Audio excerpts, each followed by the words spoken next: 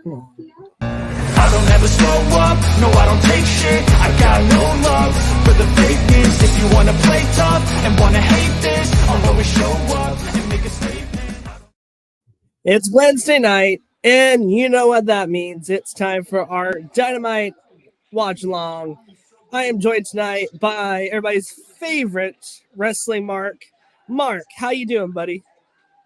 I'm doing good, Lane, man. I think we got a good show tonight. Man, I'm excited for this one, especially we got a good show starting off with the MJF and the honeycomb mascot, Mr. Juice Robinson. But yeah, I think we got a good one for tonight. We already got this thing going. Looks like Roddy's Roddy's already going after MJF. This has been one of my favorite segments week by week. Both Next Strong, The Kingdom, Adam Cole, and MJF. I love their chemistry. Yeah, dude, they got something good going here. And he just yeeted Roderick Strong. So, yeah, it's going to be a fun watch along tonight. Thank you guys so much for joining us tonight. Make sure you guys are sharing, and subscribing. Let's see if we can get a lot of people in here to discuss wrestling. Tonight is basically shoot the shit with Lane and Mark. Maybe we'll have some other guests depending on if anybody comes in. So it's going to be a fun night, and let's see what happens on Dynamite. And it looks like we got another Devil appearance, which again just adds more to this storyline that's going on. Because if it's Roddy or if it's the Next Strong guys that get that backstage attack, that's going to be pretty interesting. I mean, I know we ain't gonna see who the person under the mask is until Full Gear is what I'm guessing. Yeah. But yeah, like you said, it's a good storyline, and that just adds to it, man. This is really fun. It's gonna be interesting to see. So interesting first match tonight. I thought this would be the main eventing. Well, you see, so MJF had tweeted out. I don't know if it was yesterday or the day before, but he said. That I'll be opening Dynamite for this Wednesday. So he kind of tweeted that out. Yeah. So now I'm kind of curious what the main event is going to be, and I'm guessing it's going to be Okada and Orange versus Bryan Danielson and Claudio. That's going to be crazy, bro. Which I am just. Yeah, I am absolutely ready for that. I can't believe Okada's just showing up on a random Wednesday, man. Apparently, so he signed a full contract, though. Did he really? That's what the rumor has it. So we'll have to wait and see tonight. But I think he's actually signed a full contract with AEW. Well, that's even better. Yeah. Brenda is watching. Hi, Brenda. Hope you're doing. Hey, Brenda. If you guys don't know, Brenda is one of our regulars here on the watch along. Thank you so much. We appreciate all the love to you and your family, and hope you're doing well. All right. So, my question for you, Mark, I want you to see your take on this. So, who do you think is behind the devil mask? Oh man, there is this. Oh, I am. I think there's times that I can always guess, a pretty, decent guess on something like this. But I am truly stumped on this because at first glance for me, I thought it was Adam Cole, right? But for some reason that the other day when they, I think this Saturday, the person on the match showed up again, right? Kind of playing a little mind game with Jay White and the Bullet Club. For me, they look like two different people. The person that was wearing it the first time and the person that was wearing it on Saturday, their body looked different. Like the one on Saturday looked like somebody a little bit stockier, like a guy. And the first time when they attacked Jay White, he seemed a little skinnier, like the neck was a little longer. So I don't know. I was like, that's why I'm stumped as to who it is under that mask. Because right off the bat, I thought it was Adam Cole. But I'm truly stumped. Like I said, it could be Roddy. Roddy too. another one I think that I had I talked about before was Kyle O'Reilly. Right, so I mean, if it was Kyle O'Reilly was one of my dark horses, that we got this whole undisputed era thing kind of going on. Also, so yeah, I don't know. What were you thinking? So I'm thinking to be honest, there's two people I'm thinking it's going to be, right? Sometimes I think that it's going to be Adam Cole. I feel like he could be faking his knee injury, and it's just a ploy for him and the Kingdom to unite and start that faction, kind of rekindle that relationship, because Adam Cole was part of the Kingdom before he joined Bullet Club. Yeah, I saw that. Yeah, absolutely. Yeah. So I think it's something to do with him and Roderick Strong, or Kyle O'Reilly, because apparently Kyle O'Reilly is supposed to be get ready to come back here in the next little bit. So it could be a way to do that. The second theory is Jungle Boy, Jack Perry himself, because Jack is already going to have just nuclear heat when he comes back. So I think with Jack, I think he'll be the biggest heel in AEW. Probably, yeah. He might be getting some of that Don Callis, type of heat, where he's just gonna get straight up booed out the building, right? Once he shows up. So I mean, I just don't know what is exactly his intentions would be, right? Like, what is he doing? Is he wanting to team up with MJF? Is he just wanting to attack Bullet Club? So that's my only thing is, what is that storyline? Well, I think that's what's intriguing about it. Yeah, absolutely. And we got Juice already busted open, so that. Yeah. Did you see that giant headshot when he went right into the ring post? That was a great shot by MJF. Like Brenda says, MJF is not messing around. He's our scumbag. Yeah, and I think he was. I think he's pissed off about the whole quarters. The whole roll of quarters thing. Yeah. Like I said, MJF ain't messing around. But to be honest with you, I have him losing the ring tonight. Yeah, I think it's time. And the fact that Bullet Club Gold is out there, it's only going to make it harder for him to win. Yeah. So just thinking about it, MJF has no friends. He had one, and now his one friend is hurt and not there. And apparently, I didn't really get to. We were opening up the show, so I didn't really get to see what Roddy was telling him. But if Roddy was trying to tell us something, he wheeled him out of the picture.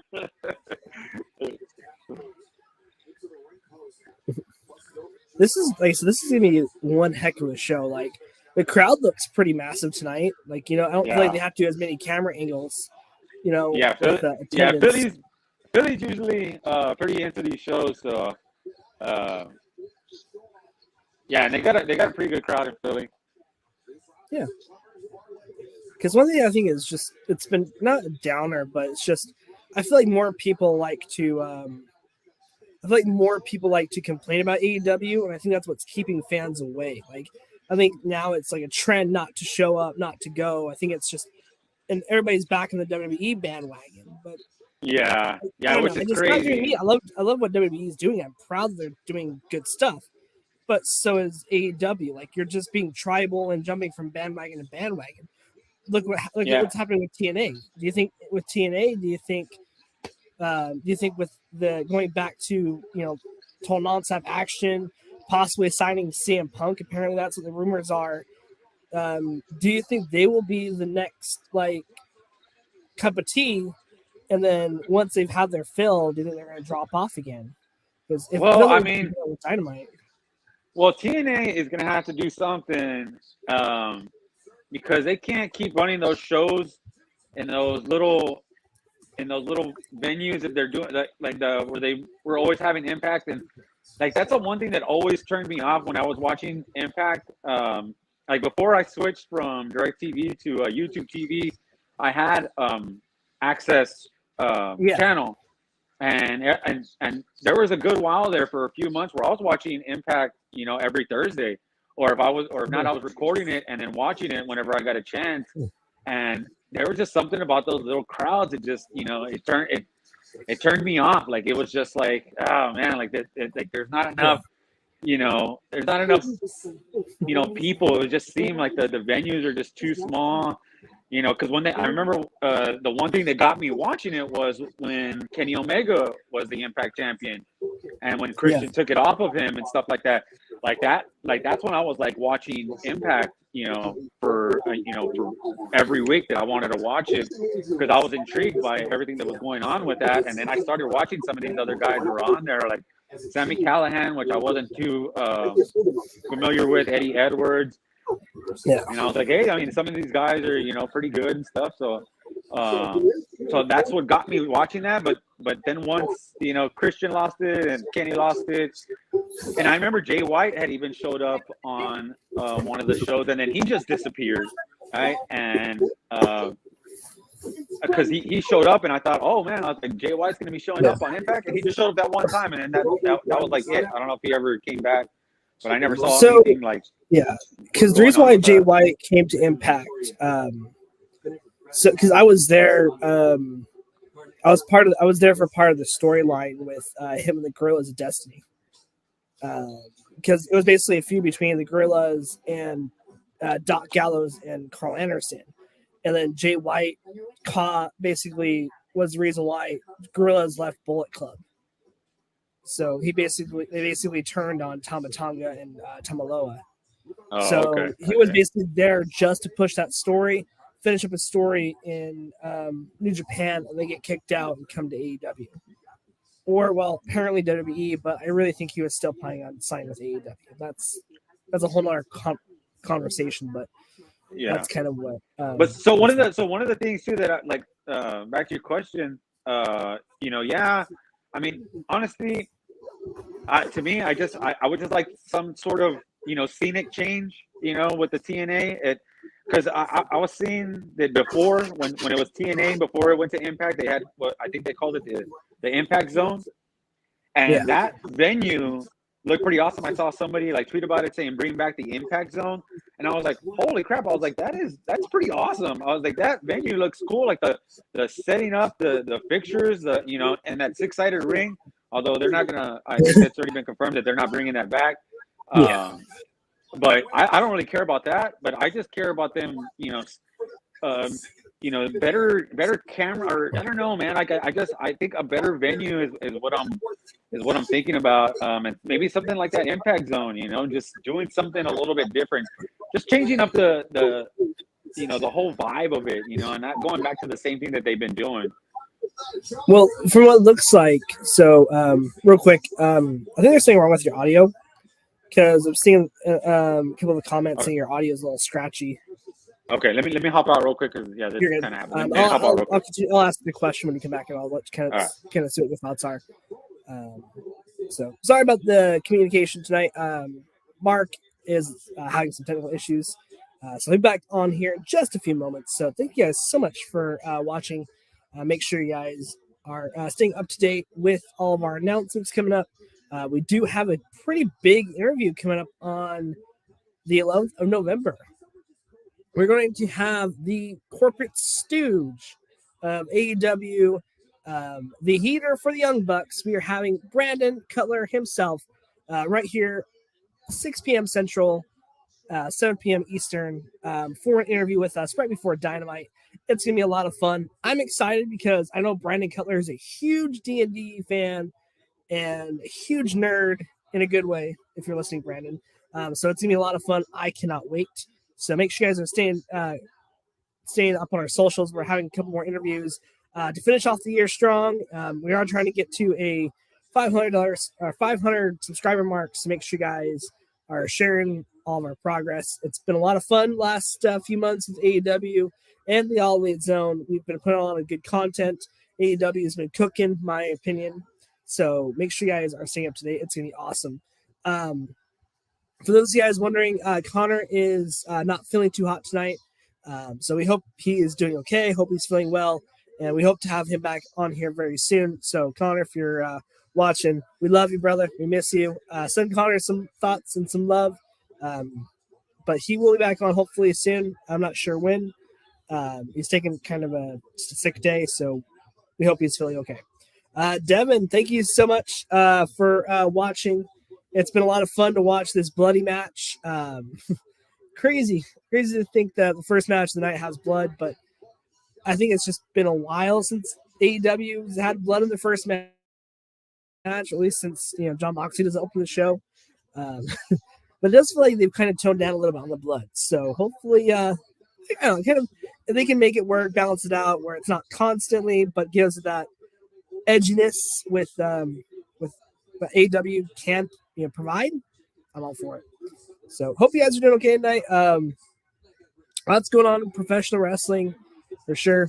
It feels like every time I hop on Twitter, there's some kind of drama going on, usually involving WWE, AEW, CM Punk. So it's kind of, I guess, refreshing just to talk positively about wrestling. Because one thing that's kind of helped me a lot lately, I'm not sure if you guys are feeling this as well, but there's been a lot of just toxic stuff, man. Like, we're almost as bad as like the Star Wars fandom with how toxic it's been lately. So, I think it's nice to have a good platform, not just for, our friend group on the show, but you as the fans to come on, talk with us, and, enjoy wrestling.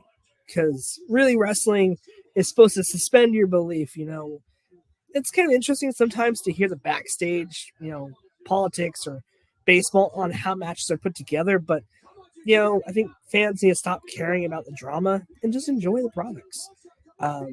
I personally, I'm starting to enjoy some of the stuff WWE has been putting on. I'm enjoying what AEW is doing, of course. That's kind of why I'm watching tonight. And then Impact Wrestling's doing great. There's a lot of great things happening with Impact. Going back to total nonstop action. So if you guys didn't see, Sunday they made the announcement that in January they will have new championships going back to the TNA branding. So Impact Wrestling, you guys are doing something right. You guys are buzzing, and I cannot wait to see where you guys go. So it's a lot of exciting things happening, in this. Jesse, oh man, this match is really good. Very good way to start the night out. We appreciate you coming on, Jesse. It's crazy show so far. Like, this is something that I think AEW needed. I think kind of starting last week, I feel like last week kind of shifted back into AEW's favor. I feel like this match is a great way to start off. I cannot wait to see how the main event's going to be. And I think it's going to be a crazy tag match. And I don't know, I feel like it has that spark we had back when we first started with AEW. It's been a lot of fun, that's for sure. So tell me what you guys think down below. Are you guys enjoying what AEW is doing? Do you think they're getting better from their booking decisions? Do you guys think that they're you think they're still hot like I think they are, or do you guys think that they need to keep growing? So just yes, Jesse. Yeah, so this is the first match. Starting off with a promo with the Kingdom and Roderick Strong with MJF. Kind of starting up the drama there with them and Adam Cole. Crazy great match to start off the night with Juice and MJF. Of course, Juice is busted open. If you go back on commercial break, go watch just MJF's like hulking up kind of momentum. He literally destroyed Juice for the first 5 minutes of the match. It was awesome. He had a really good slingshot into the ring post. So it was awesome. Great match. Just ended if you guys are just tuning in. And MJF is still your Diamond Ring winner. I was kind of hoping, though, I don't know if you guys are like me, but I was kind of hoping for someone else to get the ring. I feel like maybe it's time for a new heel to take it, have a new story with it. Always loved MJF with the ring. I feel like it's always been a fun part of his character. But now that he's kind of a big baby face, I think it's time we do something different.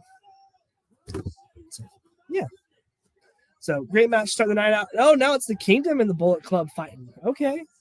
They came out to defend MJF. I'm surprised. I'm not sure if it has something to do with Roderick and Adam Cole's relationship, where Adam Cole needed help to have, help him out since Adam Cole can't be there with, his ankle surgery. I don't know. So The Kingdom got taken out of the ring. Looks like we're going to have a belt shot with MJF.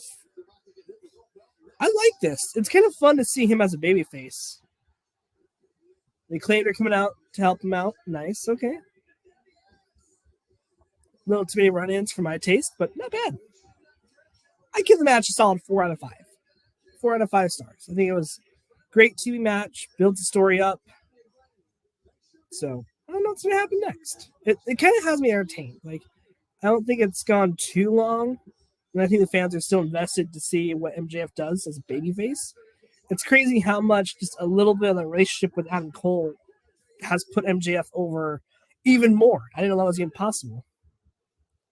So.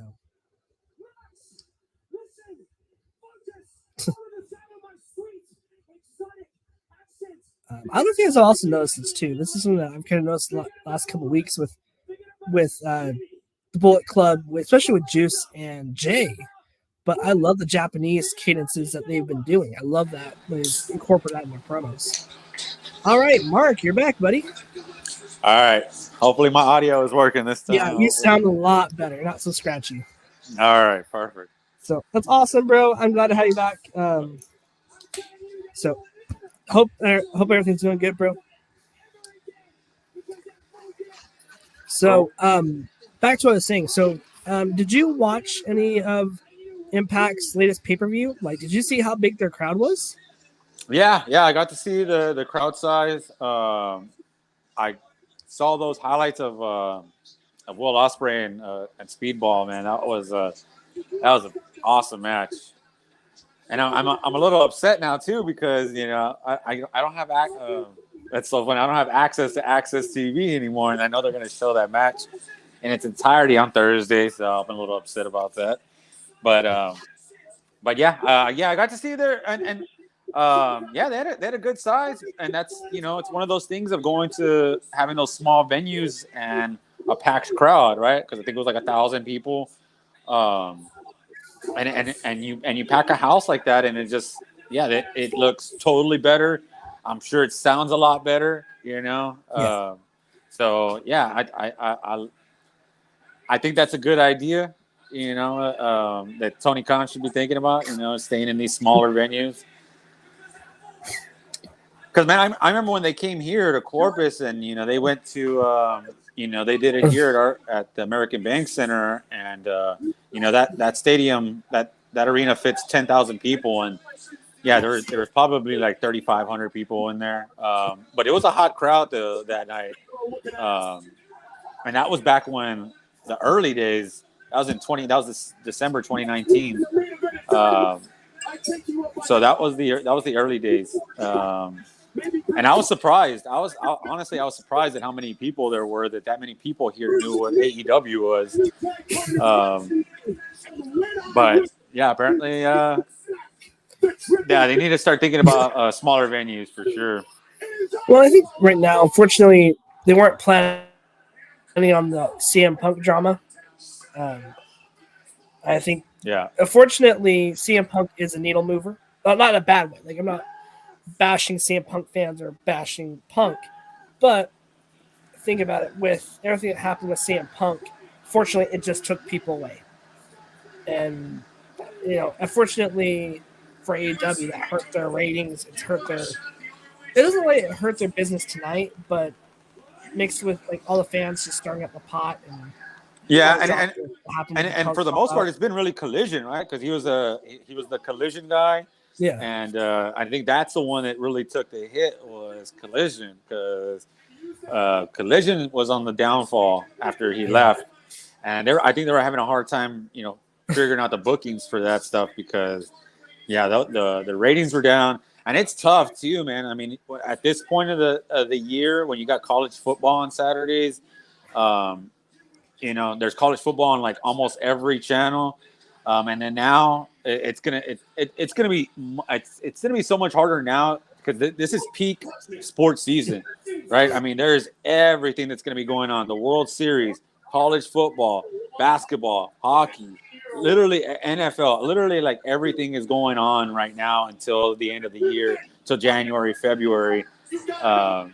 So it's gonna be hard to get those ratings on, but But they've been up. I mean, they went up the past Yeah, couple of went weeks. by what 100,000? I think Yeah. was it 100,000 last week, or Yeah, they went 900? over 500K last yeah. week, and then they've been a little bit over that this past Saturday. So yeah, I mean, just stick. I mean, I wouldn't worry about it too much. Just stick to what you're doing. And I think Turner's more than happy with that, right? With that 500,000 threshold. It's like I said, especially like going up what they're going against. So I'm sure that they're perfectly fine with that. And they had to have known that was going to be a problem, right? Going on Saturdays, like they had to have known that, hey, we're not going to get a million viewers every Saturday. Like that's just impossible. I mean, I think you got to look at like the streaming. I think that's something that now I think you need to take into consideration, just because right now people are in a weird spot. I'm not saying that in a negative way. Even with WWE, viewership across the board for wrestling has been down. But you also remember too, people are taping it, watching it later, watching when they got off work. Like I can't always watch Collision just because of my life, and I'm or watch Rampage, but I'm still supporting it, still trying to watch it.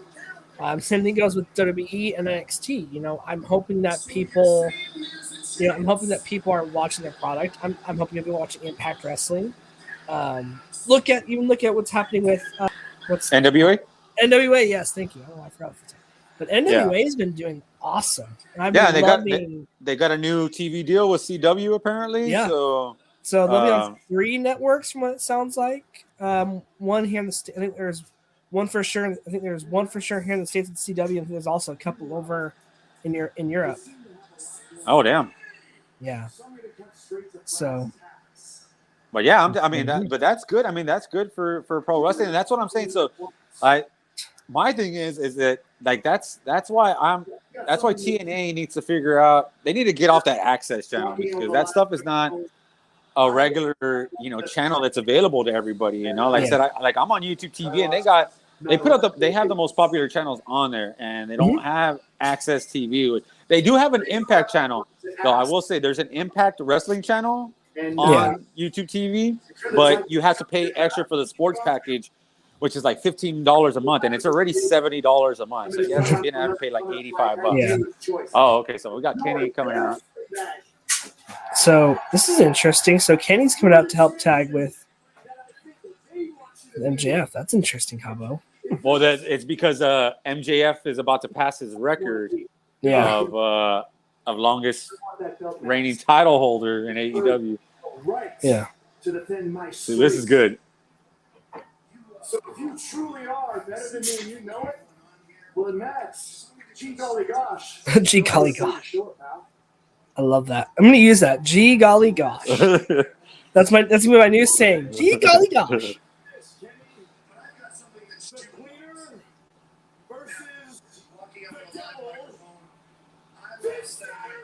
Oh, now this is awesome.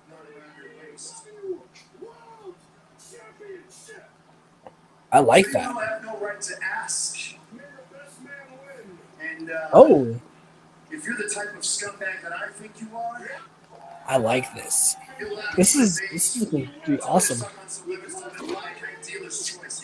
if you were their scumbag, if you're the champion that I think they want to be, Oh man, if you're the champion that I think you deep down inside, I'm so glad it's happening this Saturday, Jesse. It's just awesome. I'm so glad. It seems like Collision's cooking again.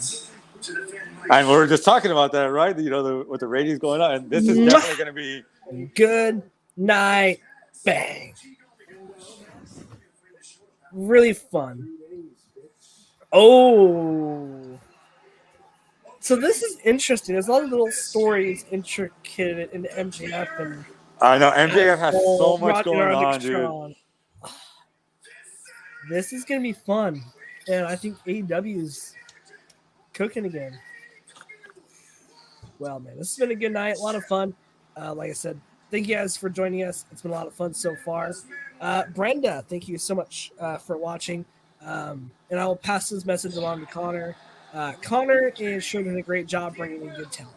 It's crazy. Apparently, he's got a huge rumored guest that he's bringing in soon that only he and Adam, for some reason, know about because Adam guessed it.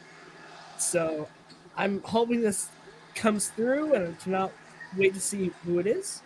And of course, we have Brandon Cutler going to be on the show here in a couple weeks. Man. A couple weeks, we got to talk to Brandon Cutler, the biggest stooge in AEW. So I'm super stoked.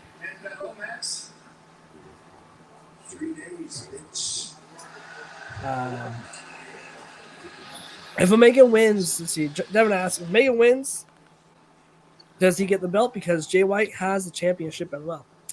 Well, No. MJF is still the champion in our hearts. So if Kenny does win, he should get the belt.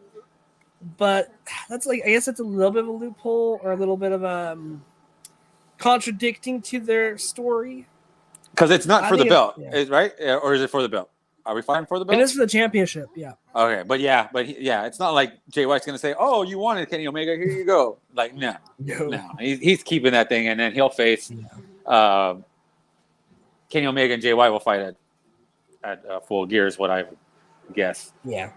So I'm thinking, like I said, so right now I think the arc with MJF. So I think he's going to defeat every big champion that's held that belt. I think it's going to eventually lead up to him becoming this unstoppable babyface heel hybrid thing that he is now. Yeah, because what I'm guessing is Saturday.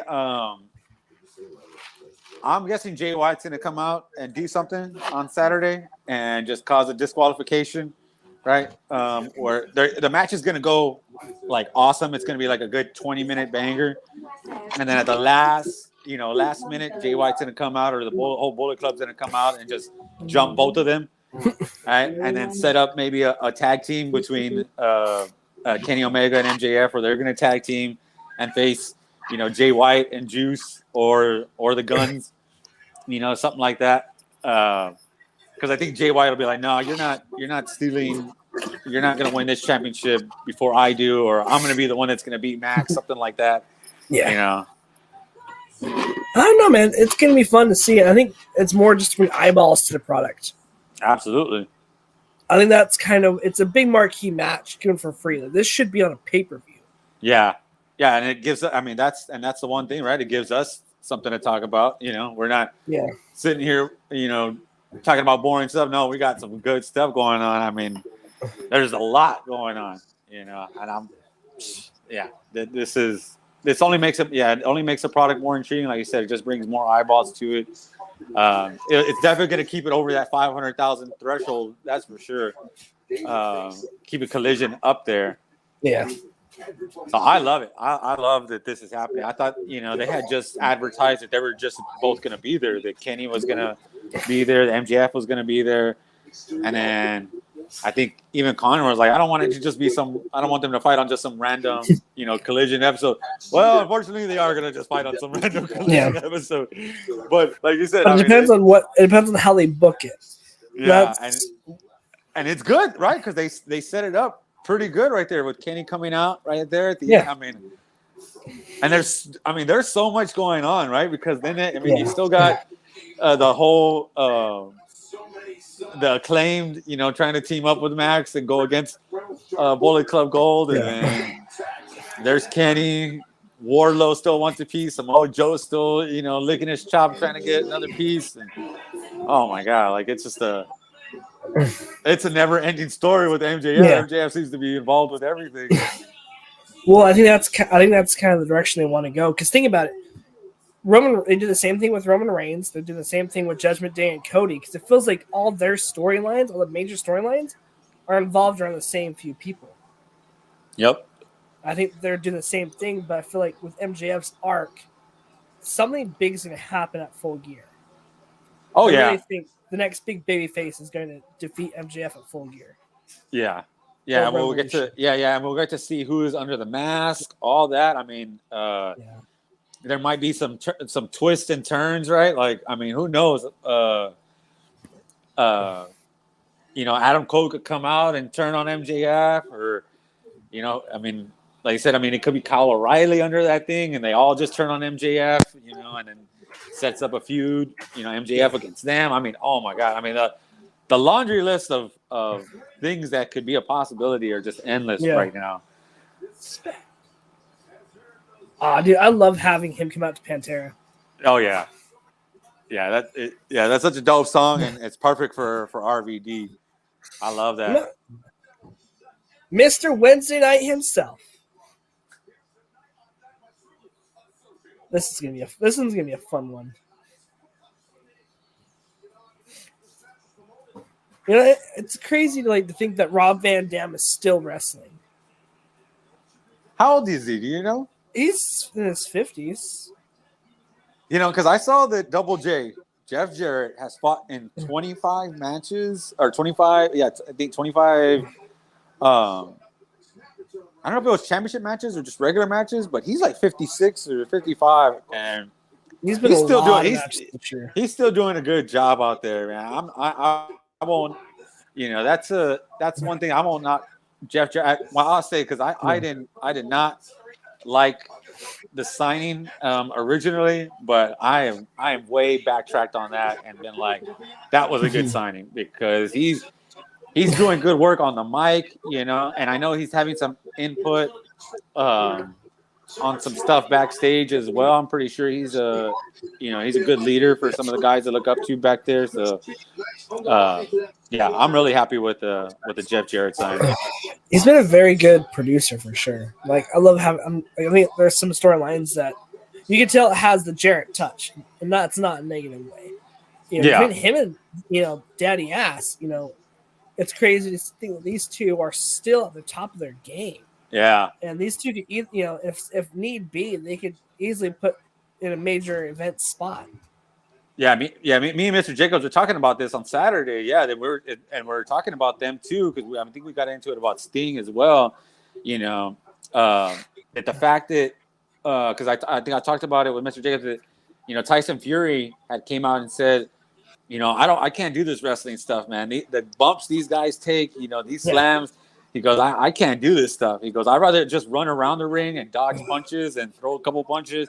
He goes, but the bumps that these guys take is a lot. It takes a lot. It takes a toll on you physically. And the fact that, both of these guys are 55 plus, right? I would say. He's probably in his mid-50s, but also he's a certain kind of recreational substance. But to take those bumps, man, I mean, to be that old, that's gotta be a lot worse. And then to be in that good a shape too. Like, you got to think about, these guys are in great shape. Jeff Jarrett's in good shape. Billy Gunn is in awesome shape. I mean that guy is still ripped, toned as hell. Like, I could only beg. I mean, to the gods above, that I could look like that at 55. Yeah, 56. That's the goal, man. That's the goal. I want to look that good. But if you think about it, they've figured out something where in the early years where to help prevent them from taking, like, you Rob Van Dam, like, doing some of the stuff that he did, like, how is he still moving? Because you look at what some of the things that Kurt Angle did. He can't even move his broken freaking neck anymore. I mean, and think about, like, Sabu that was there with RVD and ECW, and he's jacked up, right, from like head to toe. Yeah, and it's just right. I mean, I know, and Tommy Dreamer. I mean, Tommy Dreamer's over there still. I mean, he's kicking ass over there in Impact, right? He's the champion. I mean, I really haven't watched any of his matches. I'm gonna be honest, I haven't seen his matches, but I see he's a champ, so he has to be doing something right. And he's not in great shape like the way these guys are. But think about him and Bully Ray. They've found a way to take less bumps but make it more look more impactful. Yeah. Yeah, and it seems like all those guys there was at least a few years, right, where they weren't doing much. Mm-mm. Right? I mean, you think about all those guys, like in that, what is it, 20, like, let's say 2010 to 18, and those guys weren't doing much. Although, I mean, there was a good amount of years there where you didn't see them. You know, they weren't on the indies or anything like that, as far as I know. But So I think Bully took some time off.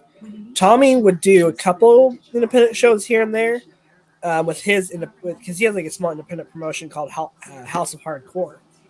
oh, okay, So he would bring up he would do small independent shows. He would know, hey, like he would do a few bumps, but not do too many Tommy and too many Dreamer. crazy ones, right? Yeah. Even looking at someone who is almost a few years older than us, but look at Matt Cardona. Yeah. Matt takes way less bumps. He looks like he's getting more cut up now. But think about it, his bump card's doing a lot better, and he's even saying that he doesn't take as many bumps, and it's been a lot better on his body. Yeah, he's been scratched up and cut up a little bit more, but it's in the long run, it's saving his neck, his back. He's not doing anything crazy. He's just he's doing simple things and making it look like it hurts bad. That's very true. Yeah. And man, I mean, you look at RVD. I mean, he's shredded. I mean, look at this guy's arms. He doesn't look out of shape at all. Look at that. He's jumping around like this is his ECW '98. I mean, he's still flexible, bro. Like, and apparently he's like a pothead too. I mean, shoot, maybe the why weed. I said recreational. maybe that stuff helps out, right? Just kidding. YouTube overlords, please do not kick us off the air. We are just kidding. But it's just crazy to watch like Rob Van Dam, right? Over the years, like he is. He may be a little bit slower, but it's not. I mean, it's nothing bad. And I think some of the younger guys need to look at how he structures his match. Look at how some of the veterans are structuring their matches to where they're not taking as many bumps. Yeah. Because you look at Bryan Danielson, right? He's not taking as many bumps as he did when he's moving fast and he's taking strikes, but he's not taking as many bumps as he did in WWE. So, dude, I'm just looking at the Texas events coming up, dude. I'm gonna be so broke. So are you gonna go? Are you gonna go to ROH and the AEW Collision? I'm gonna try to go to all three. What's the third one? So there's Collision, Dynamite, and ROH. Dynamite too? Yeah, because one's in. I think two are in Arlington, one's in Garland. So okay. So that's gonna be the first one in Arlington, right? Yeah, because it's like I said. Because I think ROH was in Arlington last year. So I'm so glad they brought it back because I had me and my fiance went, and it was a lot of fun. It was great to see Jericho and Claudio tear it up, and see Claudio tap out Jericho to the spin. Oh man, that was awesome. So I wish they would put more attention to the ROH brand. Apparently, I don't know if it's dirt sheets, so I don't know how true it is, but apparently they're bringing in some people. To help. Apparently, Tony's stepping down as head booker for both Dynamite and ROH, and actually bringing in two separate people to run ROH and AEW. Kind of give a hand. So I don't know. And Hook just tapped out. It looks like is it Alex John Silver. Out? John Silver. Dude, Hook. I don't care that he looks so young like Justin Bieber, but the guy can wrestle. Oh, yeah. I mean, you have to be able to wrestle, right? If your dad is Taz, I mean, you better know how to wrestle. Well, it's crazy. So he had Taz that taught him, right? Brian Myers and Pat Buck from Creative Pro also had a hand in training him. So this kid's going to be the next. I think he's going to be better. I think he's already better than Dom. I think Dom just has more exposure and better character.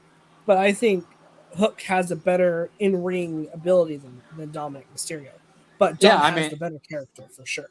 Yeah, because I think Cap is, they're I mean, a lot of people have come out from there, right? I mean, well, think about it. A good chunk of AEW is like pillars. The younger talent came from Cap. Yeah, your world champion did. The Acclaimed, Chris Statlander. Statlander. Yeah. Yeah. So yeah, they're producing some good talent over there. And I think we talked about this too. Is that AEW needs to think about having their own type of creator pro, their own performance center. Yeah. To get the younger talent more seasoned and stuff. So Well, I think especially- that's what they should use ROH for. yeah, and I was about to say is that ROH is still there, and I think that's why I really like Dark and Elevation. I mean those are so good to see the younger talent come in there and get some exposure, but to actually have like an actual facility where they can go in on a day in and day out basis to not just have matches but to train. Like the performance center, like this is crazy. Like you I don't know, you see the inside of that thing, there's like 6 rings in there, and there's everybody's just practicing on all those 6 rings, and They have so many different aspects to the performance center that it's an incredible facility for any especially because think about it, most of the talent that there's been a few independent stars that they brought into or AEW stars they brought into NXT / Performance Center. But think about it, a lot of the talent they're training from scratch for the most part. yeah, So they're doing something right. They don't. Yeah. There's a method to like just a formulaic matches, but I think AEW needs to do something. I bet my prediction next 5 years, I think we'll have a performance center. yeah, I think they'll do it at Daly's place or close to Daly's place. yeah. That would be good. Yeah, somewhere there. Yeah, having it. It has to be in Florida for one. Yeah. And then why not have it in Tony's backyard in Jacksonville? Yeah, something that he would have quick access to check in on everybody. Like, yeah, that makes a lot of sense to have it there in Jacksonville for sure. Or just buy out Creative Pro. Have Creative Pro be your training ground and your developmental. That they work great. You have great wrestlers that are helping and in charge of training, talent that's made it to both WWE and AEW. Yeah. Or or look at them like a partnership almost in a way like OVW was. Yeah, that's true. Yeah, to have it something like that. So, yeah, that makes sense. I don't know, man. Like I'm hoping in the next few years they do it. I think 3 to 5 years. I think 3 to 5 years. I think we'll have a performance type center. Yeah, I could definitely see something like that within that time frame. Because I think I think Tony Khan's going to realize, right, that as time moves on, we're going to have to develop these guys, and it's going to take a lot more than just putting them on ROH on a little, 4 or 5 minute little squash match. That they're going to need a lot more training in that, because right now it looks like they only get the one ring, right? When they go to one venue, they only got the one ring, and everybody just has to share it for the time being whenever it's there and set up. So it's just one of those things that I think they need to do. And with ROH, like you need to start keeping talent because, you lost Brian Pillman, and he would have been a great face to put in ROH. He could have been a great champion that could show, hey, like he can work. It's a great place for him to keep practicing, getting to know his character. You could easily use him for that, or used Preston Vance. I wish people would use Preston Vance better. Yeah. Hasten says hello. What's up, Hasten? Having you on, brother. Jason, good to see you, buddy. What y'all thinking of the show so far? Yeah. So, what do you think Sting's gonna get? I bet it's a new car. So I told Mr. Jacobs on Saturday, I said, what if Tony Khan says, I'm gifting you a championship match against Christian. Right. And then he beats Christian, and then he has that title, and then, then eventually at Revolution, he loses that belt or, retires with it. Something like that. I don't know. That would be just my guess. I saw some pretty weird ones on Twitter. I know one of the weirdest ones was Tony bought him TNA. I was like, oh my God, like y'all need to stop with that. Like that's just ridiculous. He's not buying him a company. That'd be a plot twist.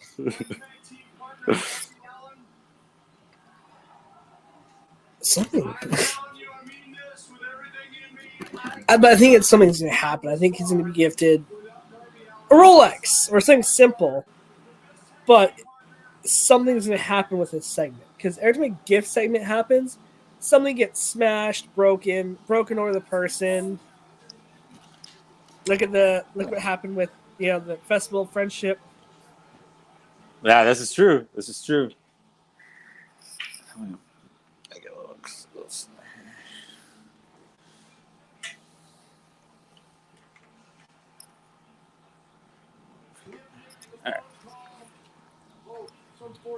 See, So I'm wondering, is Tony going to come out and do anything? Tony's got to come out, or what if Tony gets attacked? Because think about it, people are not liking Tony Khan at the moment, but I understand where his frustrations are. I understand why he's frustrated. And Shivani needs a tailor. Right?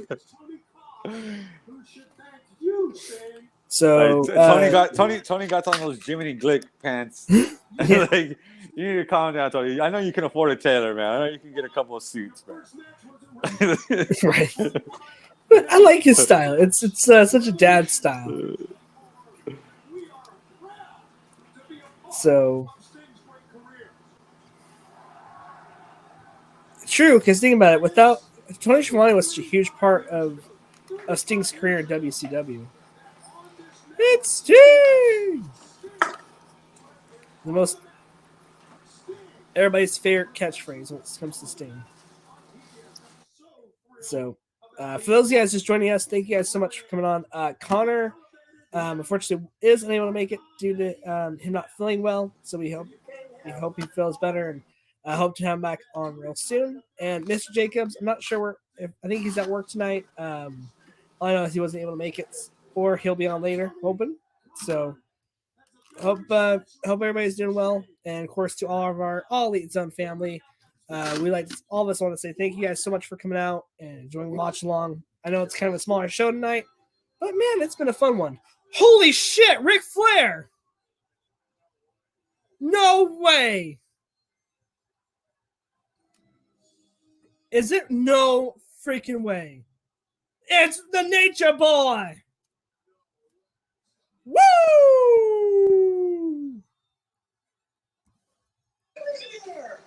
This is good. This is Flair. good. Oh my gosh! This is a little What? unexpected. Okay. What?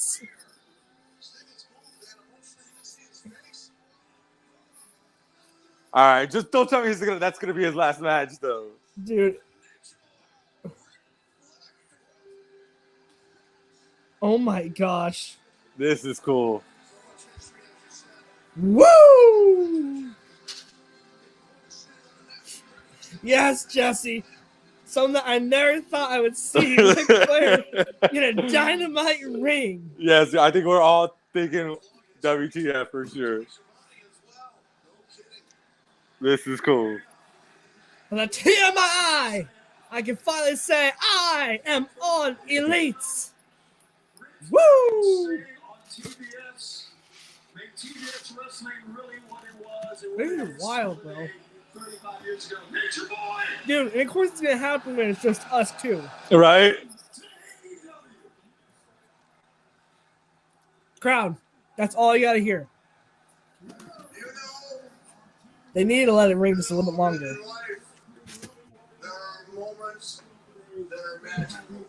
Man, Ric Flair with the drip, bro. Dang, look at that. I love that suit. Still styling and profiling. I can't believe this.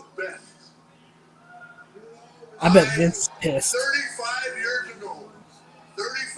ago, this gentleman and I spent history on TBS. I know he wanted to have a match with Sammy. So what if it's Darby and Sting and Sammy and I Flair? told him this when I inducted him in the Hall of Fame. Yeah, I mean, minutes in a match, 35 is hard. definitely could be. I mean, I He never took a deep breath. He let them know all the potential. And he is not only one of the greatest wrestlers in the history of our business, one of the biggest celebrities, but damn it, he's probably the nicest guy I've ever known. Tonight, this card. He never took a deep breath. So I got an invitation. Potential. And I'm saying this to one of the greatest. Jeez, man. In the history of the business. To come be part of this band. I want to be with all the way to the March, I guess. Aw. Damn it, that time flies, brother. This You're is happy. wild. I want to ride the wagon with you, man. I want to ride out with you. Woo! oh man, gotta love Rick, bro. The Damn. Nature Boy is all So Rick- elite. Oh, you gave him a chop. Oh, look at it. You gave him a chop. So we're gonna get Flair and Sting. oh boy, here we go. Woo! I'm a little too old to do the elbow drop though. So here comes the TNT champ. Woo!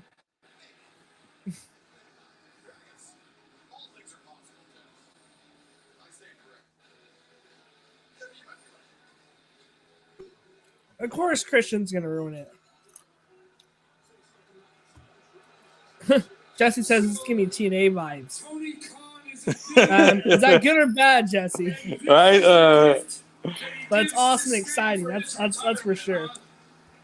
I'm guessing that's a good thing. Okay, all right. Yeah, that's good vibes. Yeah. So Tony basically saying he basically gave you a suit, some gold chains, and a black liver. I gotta say, Rick, it's really impressive how you move around out here. I don't feel like I'm watching Damn. Bernie's at all. I mean, you can't even see the puppet strings. You look great.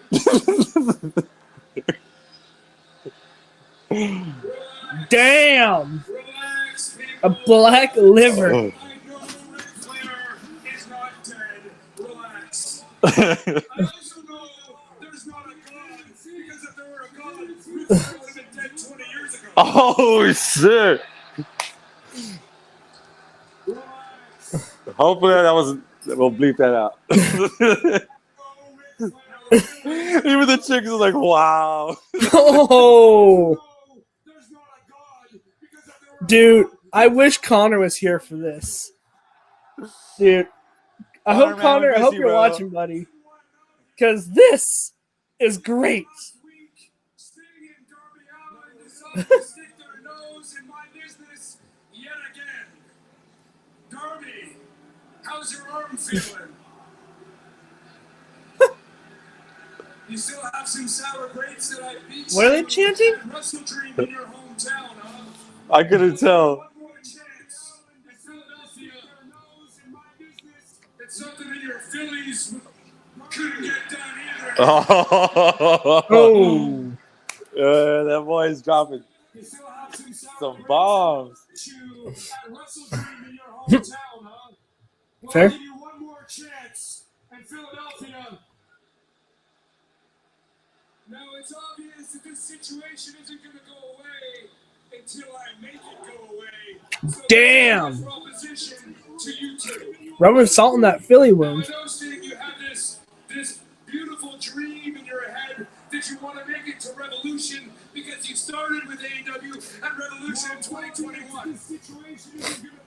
You've got this beautiful picture painted for yourself. But I see it a little bit differently. Oh, You see, I don't want to wait until Revolution for you to be gone. I want you gone right now. That you want to make it to Revolution because you started with AEW at Revolution 2021. There's 3 of us. Well, looks like the chats are blowing up. Oh, I see it a little bit differently.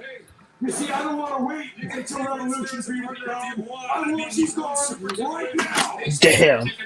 And it turning into dust.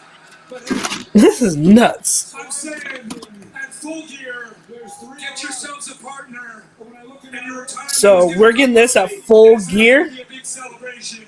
It's going to be like a funeral. Now somebody hit the chest. Oh, Let's go. damn! What's Take super? my money. Take my money. I am. Damn. And it's not going to be a big celebration. It's going to be more like a funeral. Damn. Now somebody hit the chest.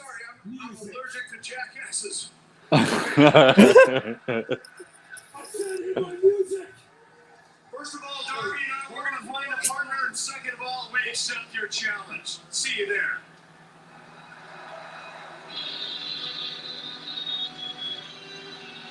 Oh, so no Rick. Okay, so no Rick at Full Gear. You get Aw. somebody else. First of all, Darby and I, we're going to find a partner, and second of all, we accept your challenge. See you there. Woo! So you know what? You know what? As long as Ric Flair comes out with them, I'm game. Yes, Just dude. come out Can with they them. all have ropes? I love it. Yeah.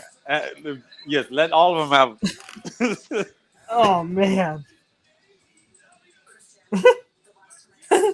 Oh shit. Shout out to Justin from the All Elite Zone Canada team. He just posted this in the group chat, and it's too damn funny not to share. So he says that that Christian should have said Rick has a son, but that son had died. Or was dead. Damn. that Oh, would've they been- said hospital. See, AEW doesn't just say it's a medical facility. Sorry. That would have brought some nuclear heat on that one. Right. What a great show tonight, guys. This is And we're only an hour in. Jesus. Powerhouse just I forgot how bad that slam was. Oh, this is interesting. Jesse thinks it's gonna be Lex Luger. Can he still go? I thought Lex was like in a wheelchair, if I wasn't mistaken, but I don't know. I don't know. Gee. Either him or But let's try not to go too far into those yeah, let's to those not go elderly. past You it. know, let's leave the elderly alone, guys. Yeah. You know, we got three young. Well, you know, Luchasaurus and well, I mean, especially Nick Wayne. I mean, you got a couple of young guys there. So Okay. So not well, to not wrestle. just okay. Okay. Fine with that. Yeah, absolutely. But you got to bring out all like the legends. You got to bring back like if you're gonna celebrate Sting, I would say have some big stars like Ricky the Dragon Steamboat. Have him come back for a little bit. Have people like Steamboat. I mean, let's bring back Hulk Hogan if you want to bring somebody in. Bring Hulk Hogan. No, dude, that's one line that Tony says he will not cross. Mr. Jacobs, I didn't mean that, Mr. Jacobs. But yeah, he will not. I was just playing. But Flair though, And guys in that family, incredible. a lot of friends. Chris Jericho, Even if it's for just a few moments, that's okay. some of those friends are even bigger than Will Hobbs. Oh, Right, because if we get Ric Flair at Full Gear, I want him in the row. I want him to come in the row. I needed him to do the twirl. You know, give me the twirl, give me the woo. You know, give me all that. Because I know it's only going to be a couple of times, right? We're going to see him on an AEW TV. Because more than likely we're not gonna see him till Full Gear. Yeah. Right? I just saw the Connor thing. It's gonna be Goldberg.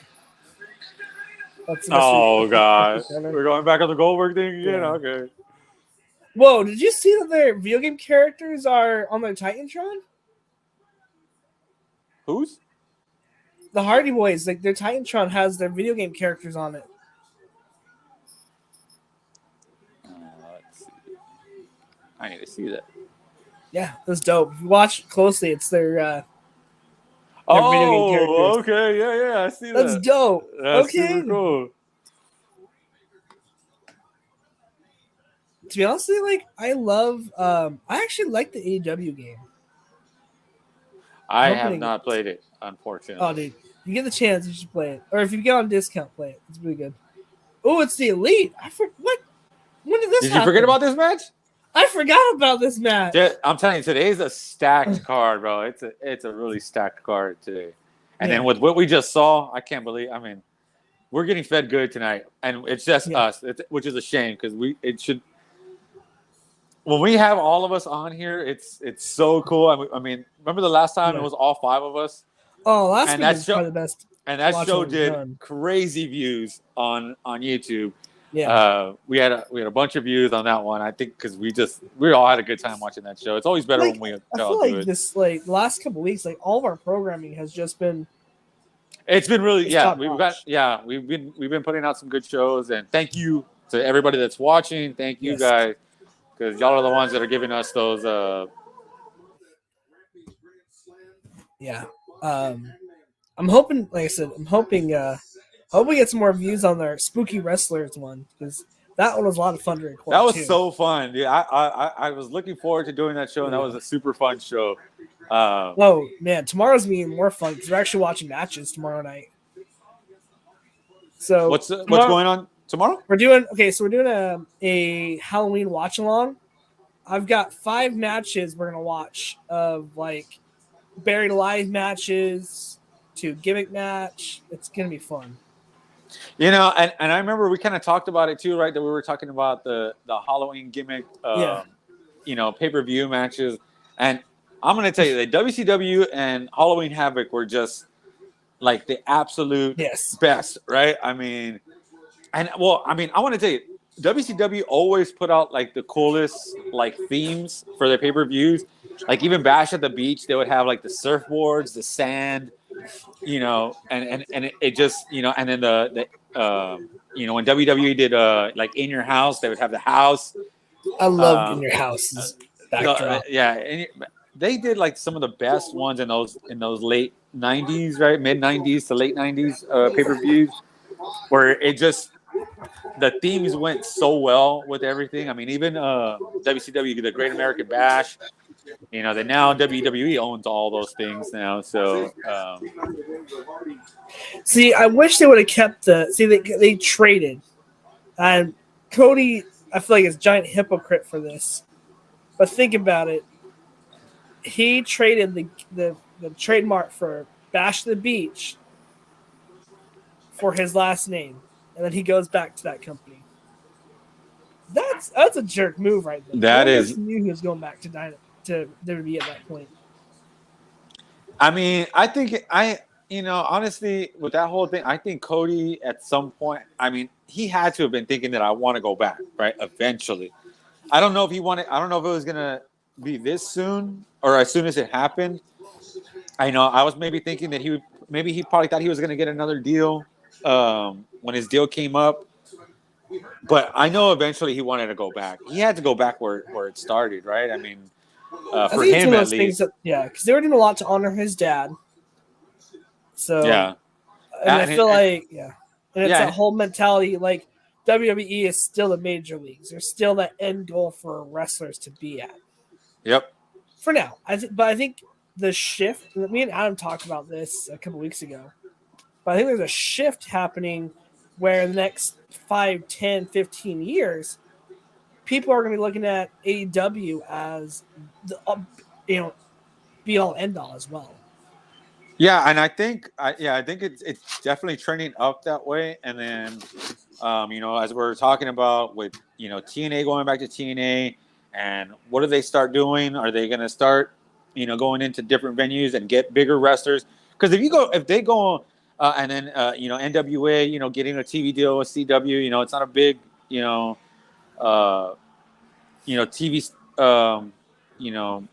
partner or whatever, but it's still something that's going to be easily accessible to most viewers, right? Because CW is a local type of deal. Yeah. And then, TNA were to sign CM Punk. I mean, that would be a game changer for TNA, because now you're not talking about getting 50,000 viewers a week. You're going to go up to 250, 300,000 viewers easy, and then if the product is good and the venues are good, or if they create a new, impact zone, he could do what Kurt Angle did for it, right? Because Kurt Angle did, big things for TNA.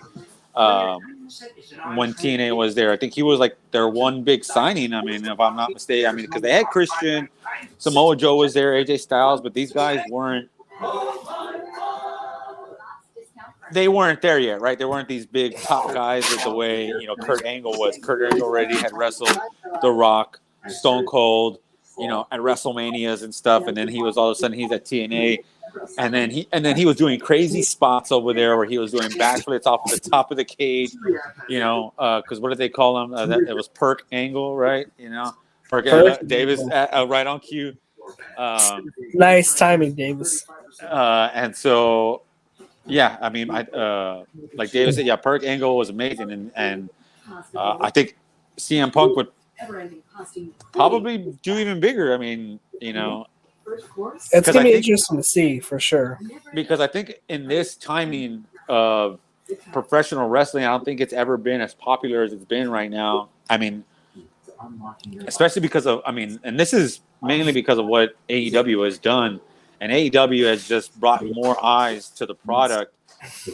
And I think people have watched WWE more now, too, because, even The Rock said, that he watches AEW and that AEW just creates some more competitiveness, and now people want to watch. People are like interested. Oh, what they're gonna do now? What's this company gonna do? And you bring TNA, and they get CM Punk, and then NWA might end up signing some, could sign some wrestlers or something. But they're gonna be a product to watch that I might end up watching. If they're on. When they're on the CW, I might end up watching them now. I never watched it before, but I might end up watching now. Because, like I said, wrestling's as popular as it's ever been, and it's a good time to be a wrestling fan. And so, big time. Well, it's like people are supporting more independent shows. More people are going. Like there was some that Effie was. Because I listened to Effie's podcast, and he talks about his traveling and there's a lot of independent wrestlers out there that are drawing and making more money than some of the released guys. Yeah. So, like, you guys, there's a big boom in wrestling. It's just the fan, it's just some of the toxic marks. They want, like I said, they're the ones that are making cults and being tribalistic about everything.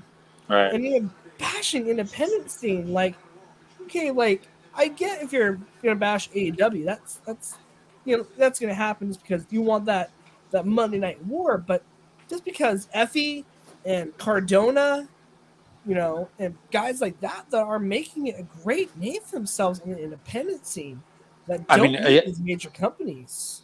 Yeah, I had a chance to go see a couple of independent shows here that they this new wrestling promotion that got created here in Corpus, which was Texas Wrestling Cartel, and the first show they put out, Chris Bay was there, Matt Cardona was there, what's his name from the from Ring of Honor? He's with the Brian Cage and Khan. I forgot his other name, but I can't think of his name. Yeah. But he fought Matt Cardona there in the main event there, and I got to saw these other guys. Aaron Mercer was there, PCO was there, Matty Rankowski fought. I forgot her name on the top of my head, but it was a good card, man, and it was just like it was my first ever indie show that I ever been to. It was a new company, and they put on a good show. There was a bunch of guys that I already had seen on, Ring of Honor or AEW Dark, and Matt Cardona that I seen in AEW as Zack Ryder. If y'all don't know who that is, and I just thought, man, like this is cool. I was like, man, if I was able to see this stuff back in the day, like, indie wrestling is pretty dope sometimes. When you get to see like these pretty cool characters that you get to see on TV. And you get to see them right there in your backyard.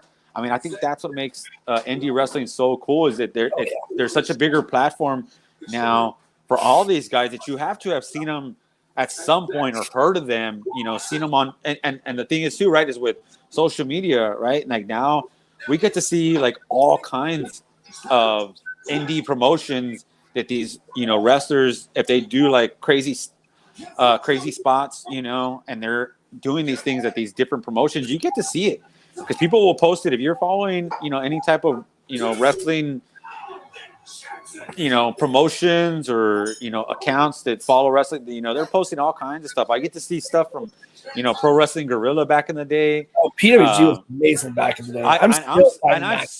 I'm so pissed that I did not get to see more of that, because I would have loved to have seen that stuff. The stuff that they were, I probably would have fell in love with Pro Wrestling Guerrilla had I had access to it. But I don't know how I was, you know, supposed to watch that stuff back in the day. But tape you know, trading. but and the thing is that, right? You know? Yeah. Well, now, yeah, absolutely. But I had no idea to like figure out about it because I think at that there was a good period there where I wasn't watching wrestling, man, for like a good 6-7 years where I just skipped out on it. You know, I didn't really care for it. I just, you know, like towards the end of high school and, you know, in college, I never watched that stuff. Like I was too busy partying and, you know, I had a bunch of things going on and stuff, and I wasn't thinking about wrestling. And it's eventually like when things slowed down, it was like, oh, let me watch this, you know, let me try to catch that. And then when I heard about AEW, that's when I started watching AEW. But with social media now, you get to see so many different things. I think that's one of the biggest things is social media, that they have. You have access to see a lot more than you were able to see, because there's promotions that I never heard of. The one where Claudio and Kingston were getting involved in, I would have loved to have seen that one too. I forgot what that one was called. But when they were going through their little feud, I saw that they had some pretty good matches at that wrestling promotion. I forgot that one was. If anybody could help me out. But so many like cool indie promotions that, yeah, you never got to hear of. And what do we got going on? Swerve beating up somebody? Shit. No, Swerve and he's at his house. And Hangman's house. Oh gosh, this has been a great show tonight. Prince, don't you touch that. I love Swerve's mind games. Oh, that's his daughter's drawings and stuff. I just love Prince Nana. Oh, this is getting good. Dang. This is savage, Mark. And I saw this too. So Swerve earlier posted that he was at the airport and he goes, "Screw Philly, we're gonna do something else," or something like that. And then somebody said he's in North Carolina. They're like, that's where Hangman lives. Yeah. And sure enough. What? I always love like the things like this. I always love like house break-ins for some reason in wrestling. Right, the Triple H Randy Orton was Stone super Cold good. And Pillman's got a Ben gun. Pillman, yeah. Yeah, Pillman's got a gun. It's probably one of the best segments, I think. Oh boy, don't go touching the kid now. It sucks now. that it was so controversial, but it was such a good. You sick fudge. This is just, To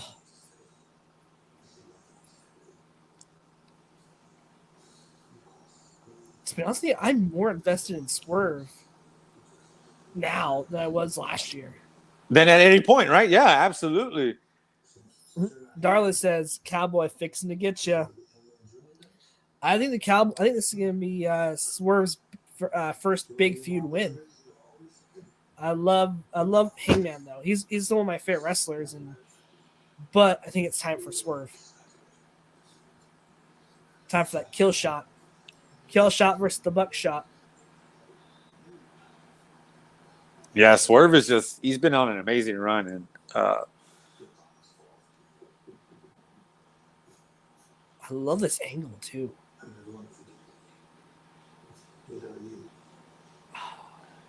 I'm gonna take a potty break. I'll be right back. Oh, you're good, man. What a night, man. Mark is just stepping away off camera for just a few moments to bathroom break. He'll be back on shortly. So hope you guys are enjoying the show. I know I am. Just wow. This has been incredible. I cannot believe how great this Dynamite has been. Like, I am getting goosebumps. Wow. So I'm going to go to the comment section while we wait for our friend to come back. Mur, thank you so much for watching. Just crazy that Flair came out. I'm surprised. I don't know if it's going to be a match. Already people are complaining on social media. I don't know. Like, could you do a tag match for a Sting's last match? Or should you do a one-on-one clean match against someone that he could pass the torch to? So, I don't know. There's a lot of questions for sure, and I cannot wait to get into it with the rest of the group too. Because I know Mark and I have had a great conversation about everything all night tonight. But we'll have to have the whole group on here to ask him about that. Richie, watched WCW back in the day. Awesome. So, very fun, guys. Thank you guys so much for watching down below. Let us know in the comments section what your favorite moment of the night's been. Because, man, this has been one of the craziest nights, I think, for AEW in a long time. Flair randomly showing up on a Dynamite? That's crazy. To be honest with you, the highlight of the night's got to be Swerve Strickland. That segment was awesome. Very crisp, for sure. I cannot wait to see what happens next with Swerve and Hangman. Are you guys down below? Are you guys liking that? So hopefully you guys are enjoying it, because this has been a great show. Richie, let me see what your comments. Richie says, asking for some prayer request for Darla. She's going through some stuff right now, so Darla, you will be in our prayers, or positive thoughts. We love you. Hopefully things get well. To you and your family, hope everything's going okay, and hope things get better. All right, guys. So, big show tomorrow night for our Talking Elites. We are doing our second part in our Halloween episodes. We are doing a spooky watch along. We're going to have matches from both WWF, AEW, and because everybody's favorite bearded wonder loves Lucha Underground, I found a match for Adam that he is going to love. So it's going to be a surprise. I cannot wait to see his face. Whew. Welcome back, Mark. Glad to have you back. All right. So, yeah, it's Adam Copeland.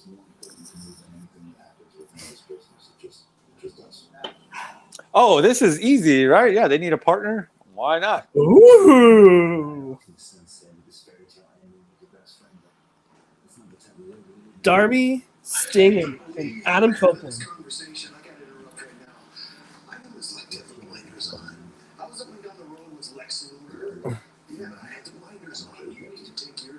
Lex Luger name drop.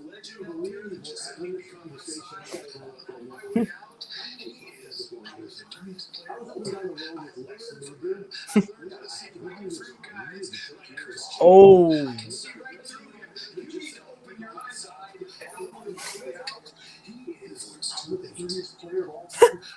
Love it.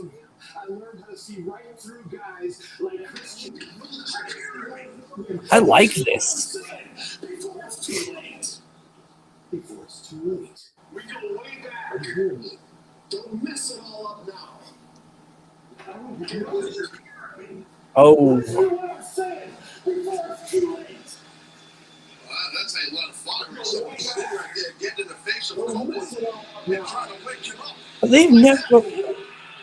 I've never seen them in a ring together or team together. So all right. I'm gonna keep calling him Edge. So Edge is trying to play it off, right? Like, oh no, I can't do it. Yeah. I don't want to fight. I don't want to fight my daughter's granddad or godfather. And they're gonna convince him, right? Because Christian's gonna end up doing something, and that's it. I'm gonna see you at Full Gear. Yeah. Dude, I love the Outcast theme song. It Yeah, sounds. it's a good. Yeah, that's a good I'm song. loving It's a the good. theme. I just miss Ruby Soho. I miss listening to Rancid. So, did you get to see? Was it? I think it was Rampage. Did you? You weren't with us, right, on Rampage. I was not, fortunately. So, did you get to see the little interaction between her and Cool Hand, Angelo Parker? I didn't watch it. Oh, what happened? So they had a little like thing, right, where they talk to one another, right, and everybody was like, well, what is with that? Like, you could tell there was some type of like tension there, and apparently they're a couple, and I had no idea of this. Really? Yeah, that Ruby Soho and Angelo Parker are a couple. I had no idea. That's an interesting mix. And the way she was looking at him, people were like, there's some serious sexual tension there, and I was like, oh. And then somebody had said they're together. They're actually together in real life. It was like, oh, no wonder. Crazy, right? Usually you find out about these things with social media pretty easily, but Yeah. I'm liking Sheeta's new hair. Dude, I love Sheeta's new music in our video package. It looks awesome. Or Tron yeah. video, whatever you call it. I've always dug Sheeta's stuff, man. Sheeta's always been one of my favorites. I mean, since the beginning days. Yeah. I was about to say, when I saw her jump off the chair and do a knee strike, I don't know. I know it's a very simple move, but I was impressed by a knee strike off a chair. Yeah, dude. I mean, when she carried the company, during the pandemic, and she carried that women's division, man, it was awesome. Like she was. Mox. Yeah, I mean, Mox really did. It was just so weird that she took the belt off of Saraya. Like it was just so random. But I guess I'm not too mad at it but it's just I don't want Connor and I have had this discussion multiple times, but we don't want the championships to be hot potato. At least the bigger belts. Maybe your TNT or your your workhorse belts. Maybe have them have a few more champions. Change them every few months kind of thing. Well, I think most people would agree that the only reason that belt changed hands at All In was because it was in Saraya's hometown, right? They wanted to give her that moment. And then I don't even know how many times she wrestled. Oh, we got a 12 around here. This is pretty good. So I don't think the intention was for her to carry that belt for 6 months or anything like that. I think they could have done a couple more stories with her before they took the belt off of her, and not have her be a transition champion, which is kind of weird. But this goes back to the not really booking enough with the women's stuff, right? Because they did nothing with her after that, right? So I think she had the belt for 3 months, probably defended it twice, maybe. Yeah. And yeah, I mean, if it's because of her health that they can't do that, then you can't have that belt just sitting there. I think that's true. I forgot her neck injury still could be a possibility. Visa issues. I can't remember if she's a full citizen or if she's just here on a visa from United Kingdom. I don't know. Yeah, I think that played a part in it. It was just even Sheeta's had visa issues too when she goes back to Japan all the time. And I think she it's weird because Rio has a hard time with that, but Sheeta, because I think she even has a house over here, so she's I don't know. Yeah, I mean, honestly, I don't know how those visa things even work. I don't know what's the. I'm not an expert in immigration services. So, right. I'm an American. I am Mexican, but I'm American, so I don't know anything about that. Dang, bro. Had to make that joke. Nah, you're good. Jesse says tonight has been really good. Absolutely. Star Power. Yes, I wish we had everybody on because this is reheating the product up. for And then- mainstream audiences. And then think about this too. Like think about what we've had so far.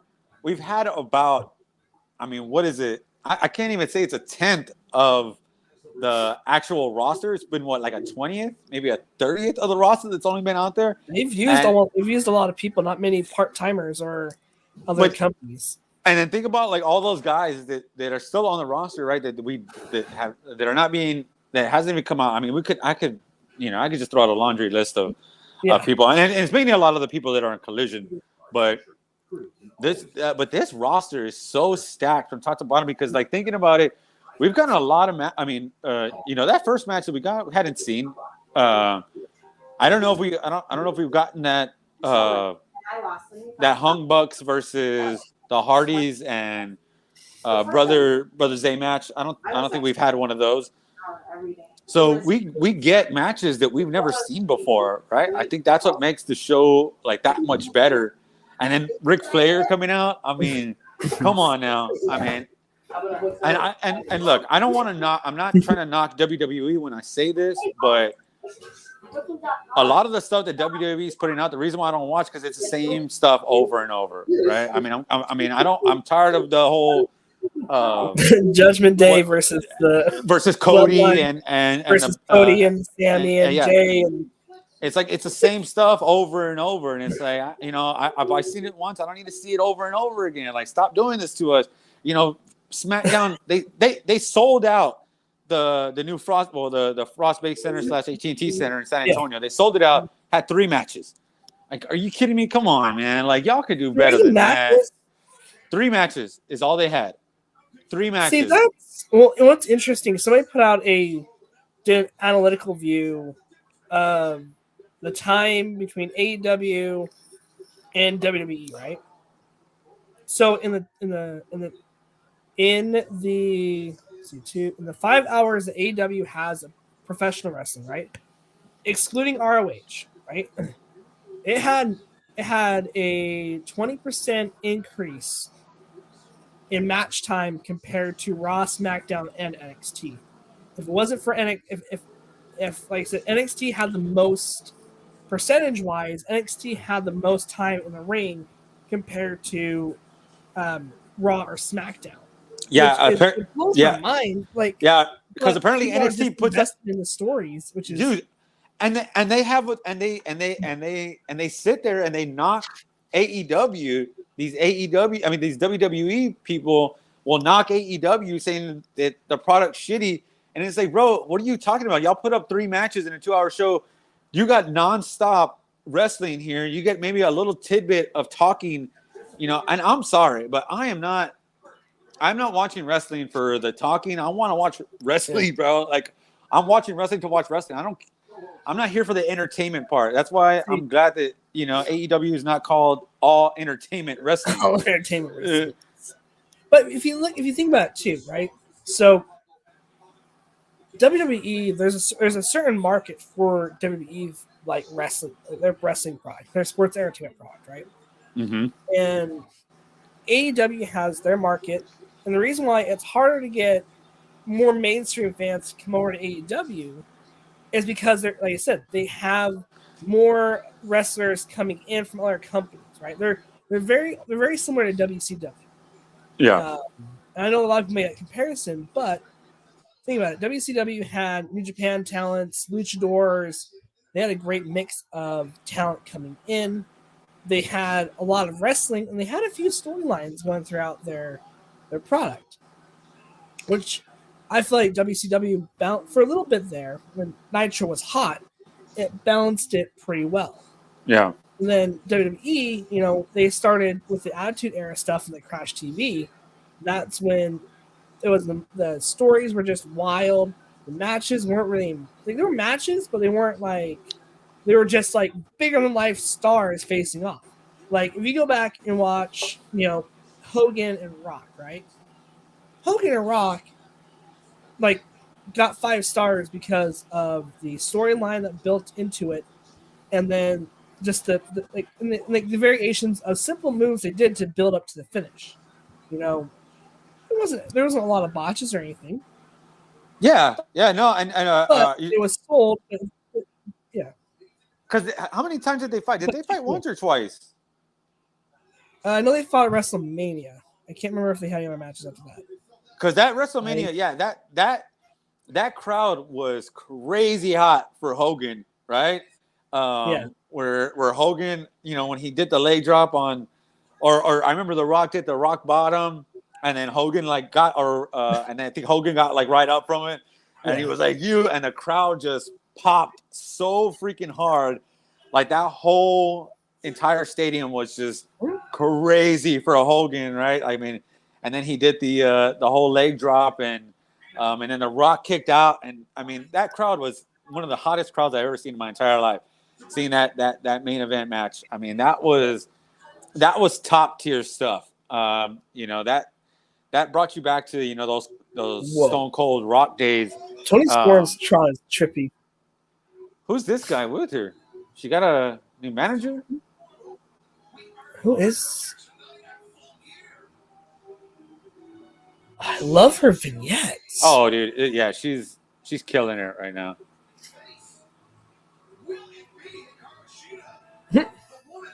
But I don't know, man. Like, it's just one of those things that WWE knows their product, and they know their fan base too.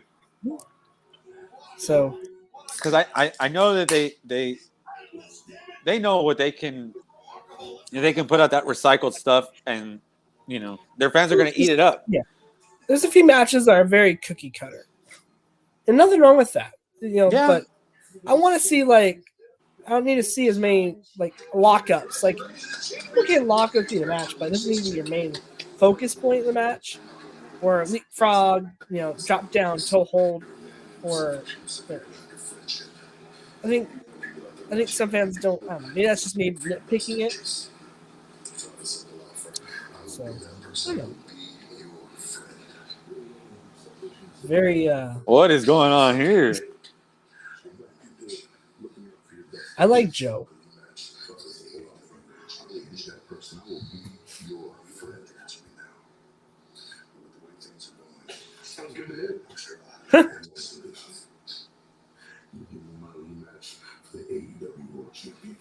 Oh God, dude! Oh man, I wanted to F so bad, but they're building up. I freaking love Samoa Joe. Samoa Joe has been one of my favorite wrestlers of all time, man. I gotta say, he's one of my top 10, top 5 up there. And I just hate the way that WWE didn't push him to get that title freaking bad, man. The only really big feud I think he had was his feud with AJ Styles. Rehashed. Where he was talking about his wife, right? What was his wife? His wife, and then he was talking about his youngest. Because he'd be like, Wendy! Yes, dude. Papa's coming home, Wendy. And he would be like, hey, AJ, how's my girl Wendy doing? Dude, the best one, though, was this one was great. Was when he read Night Night AJ. I think that sounds pretty familiar, but I would have to go back and take a look. It's weird. So I don't know why, but I shared it and posted on my Instagram, the picture. Let's see if I can find it. I'm going right now to Instagram, but I posted because I loved it so much. Sheesh, that was a while ago. But man, oh my God. Let's see. But yeah, man, I think Samoa Joe is he's so good. I don't understand what WWE did not see in him to not give him the belt. He's great in the ring. He's great on the mic. He has a good appearance. He's he could be a destructive monster, right? I mean, and that's what WWE He didn't have that body. He didn't have that body. He's a big guy, but think about it. He doesn't have that muscular structure like Braun Strowman does, Brock Lesnar, or Goldberg. He looks a little chunky, but that's just he's a fit guy. Him and Keith Lee, I just think because they weren't just massive bodybuilders. I think that's why they never got the chance to shine. I mean, I always thought that about Kevin Owens, and Kevin Owens got he got to win the title. I mean, well, true. Kevin Owens did win the title, but he got squashed with Goldberg. Think about it. I don't really remember much of Kevin Owens' title reign, but his loss. I don't remember much of it either. So and ever since then, he's only been like what? Tag matches, other like small heel segments. Like it doesn't feel like KO's. I feel like he's one of the. So there's a few guys, right, that I say that would kill it in AEW, and Kevin Steen, if he was in AEW, would absolutely kill it because you already know he's boys with the Young Bucks, with Kenny, with Adam Cole. Yeah. They're all boys from back in the day in PWG, and he's one of the guys that and El Generico, Sami Zayn would I think would wreck it over here. Those are two guys. AJ Styles, another one. Shinsuke's another one. I think Shinsuke would be great. Yeah. I just think Shinsuke would be great. Styles would be awesome. I am so mad that Tony didn't sign the club. Because think about it, it's so crazy. I guess money talks with the club because think about it. You hated WWE, bashed them, but as soon as Triple H offered you more money, yeah. And now you're just sitting in catering. Like you have three of the best, like almost like bad guys with Styles and the club. You guys could easily do something with Bullet Club. But the thing is would have been huge. Admired Bullet Club, but he never pulls the trigger on doing something fully like the Bullet Club. It'll tease it here and there. It'll have a match with Finn Balor and Styles, some two sweets, but that's it. Yeah. Yeah, because there was a time, right, where it almost looked like there was going to be a Bullet Club in WWE, and then it was just Styles and Gallows and Anderson. Yeah, and I like that, but it never went anywhere after. I think only the pandemic killed it. Yeah. I mean, that's. And we got the Rainmaker. I just shouting out Connor here. So we were talking one night with the Canada guys, and I want to make this shirt because I think it'd be funny on Pro Wrestling Tees. But Connor jokingly said, "Who the is Okada?" Well, anything about it too, because one of the Canada guys said that. No, Connor did. And Connor did. It was one of the funniest moments because, well, you think about it, because some of our Canada friends, they're big into the independent, the Japan, the ROH stuff, like we were talking about earlier. Uh-huh. And they're like, "What do you mean? Like Okada is like incredible and crazy and awesome. He's one of the best wrestlers in the world. And in Japan, he is Japan's Hulk Hogan. He is Japan's John Cena. You know." So that's such a funny thing because I forgot when me and Mr. Jacobs were on here on Saturday, we had one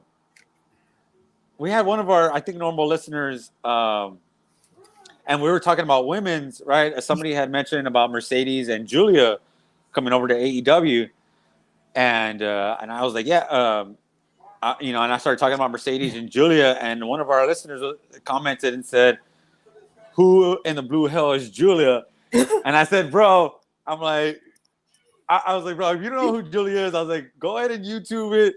And it was funny because this same guy had said, you know what? I don't really want to get into it, but he had asked us questions about who our favorite P stars were, and we're like, "Bro, no, this is a wrestling show. We're not doing that. We're not talking about that." Gosh. And we're like, "Bro, just go look at Julia's matches. You won't have to worry about watching any more, P stars. All right, just go watch Julia. She's beautiful. She's awesome. I should have said that she's like, she's comparable Mercedes and Julia. I mean, in Japan, and I am just begging for, and she's coming back to the United States next month, I believe, in fighting. She's going to be defending her New Japan Strong Women's Championship in Vegas, I think at the end of November or the middle of November, somewhere around there. And I am just begging for Tony to have her show up at Full Gear. I mean, if it's not her, Mercedes, or not Mercedes, her, one of them needs to show up. We need. I think we need Mercedes for sure. And either one, bro. I mean, I'm telling you. I mean, Julio's ranked number 2 on PWI's top 500 women, Right? and so right behind Rhea Ripley, and she's definitely worth that ranking. And she would be number 1 if she was here in the United States. She would, and people were still wondering why Rhea was even ranked number 1 when she only wrestled, like 5 times this year. But if you also remember too, so with how the rankings now work, they're not just going off matches; they're going off of how they stood out to the wrestling fan base. Yeah, It's very it's not politics or anything. It's just personal opinions. which I don't argue with. I mean, that's fine. I mean, I love Rhea, so I mean, you can put her at number 1. I don't really care. That's perfectly fine with me, and I'm fine with Julia being number 2. I'm just saying you can flip flop them, and I would be okay with that too, because like I said, if Julia was here in the United States, she would get a lot more exposure, and people would. Because me and Mr. Jacob talk about it. These Stardom chicks are just ruthless. Like these girls are. They do not pull punches. They do not pull kicks. They do not pull knees. They are not slapping knees. They're straight up literally striking. They're going in there to knock your freaking teeth out. Like they are ruthless. Like these girls are slamming you on your head, on your neck. Like I remember showing somebody the clips of Julia, and they're like, "Man, are these women not afraid of breaking their necks?" I'm like, if they're afraid of breaking their necks, they're not wrestling. They're not wrestling in Stardom. Yeah. You're getting out of Stardom, and you're coming back to the United States, and you're saying this isn't for me. But every girl, every top women's wrestler wants to wrestle in Stardom because that's where the players play, right? Like that's where the game is, right? It's almost like a lot of these guys, they want to go to New Japan. A lot of these guys always say, like, look at Edge. Edge says that, I want to go wrestle so and so in New Japan. Everybody that I think Bryan Danielson and Edge both have said they want to wrestle the G1. There you go. Yeah, they want to go wrestle the G1, and why they want to go? Because these guys, they don't mess around. This isn't play tag. Like these guys are gonna go. You're gonna go get hit, and you're gonna get hit hard. And you have to understand that Japan is just, it's different, right? Because I mean, these guys are when they're doing karate, they're doing jujitsu, they're all that stuff. They don't pull that stuff, and they do the same thing that they do in karate and jujitsu. They're doing that stuff in the ring, and that's the one thing. That's why New Japan has always stood out to everybody, is because it's not the WWE, it's not AEW. I mean, it's a different playground for sure. Like you're gonna go get hit. You're gonna get hit, right? Yeah. And that's always when people always say AEW is like, oh, AEW is not safe because you had a few wrestlers get hurt. I'm like, well, one, this is not ballet. This is not theater. Okay. Anybody at any given time can be hurt in wrestling. Okay. Right. And there's times where multiple people in WWE were hurt. New Japan, TNA, AEW, no matter what big company it is, you cannot stop injuries. And hell, you almost killed Biggie Langston. One drop to the neck. That's the one thing, right? Is that I remember I saw this clip of Jericho back in the day when somebody had told him that Vince McMahon told some reporters that that wrestling is fake, and Jericho was like, I don't understand how you could say that. Like the outcome, yes, the outcome is predetermined, but what happens inside the ring? We're hitting each other. We're breaking bones. We're getting sprains. We're getting fractures. Like all that stuff can happen at any time. It doesn't take away from the outcome's predetermined. But you do know that when you're in there, it's whatever happens. Like things are gonna happen. You're gonna. Stone Cold broke his neck. Kurt Angle broke his neck. What 5-6 times? I mean, yeah. That's insanity. I mean, to break your neck that many times and to still try to keep on doing it. I mean, hate to bring up Hulk Hogan, but Hulk Hogan has at least 20 surgeries a year just to fix the damage that he did doing a leg drop. His hip, right? His hip. He got that shit messed up. Hip.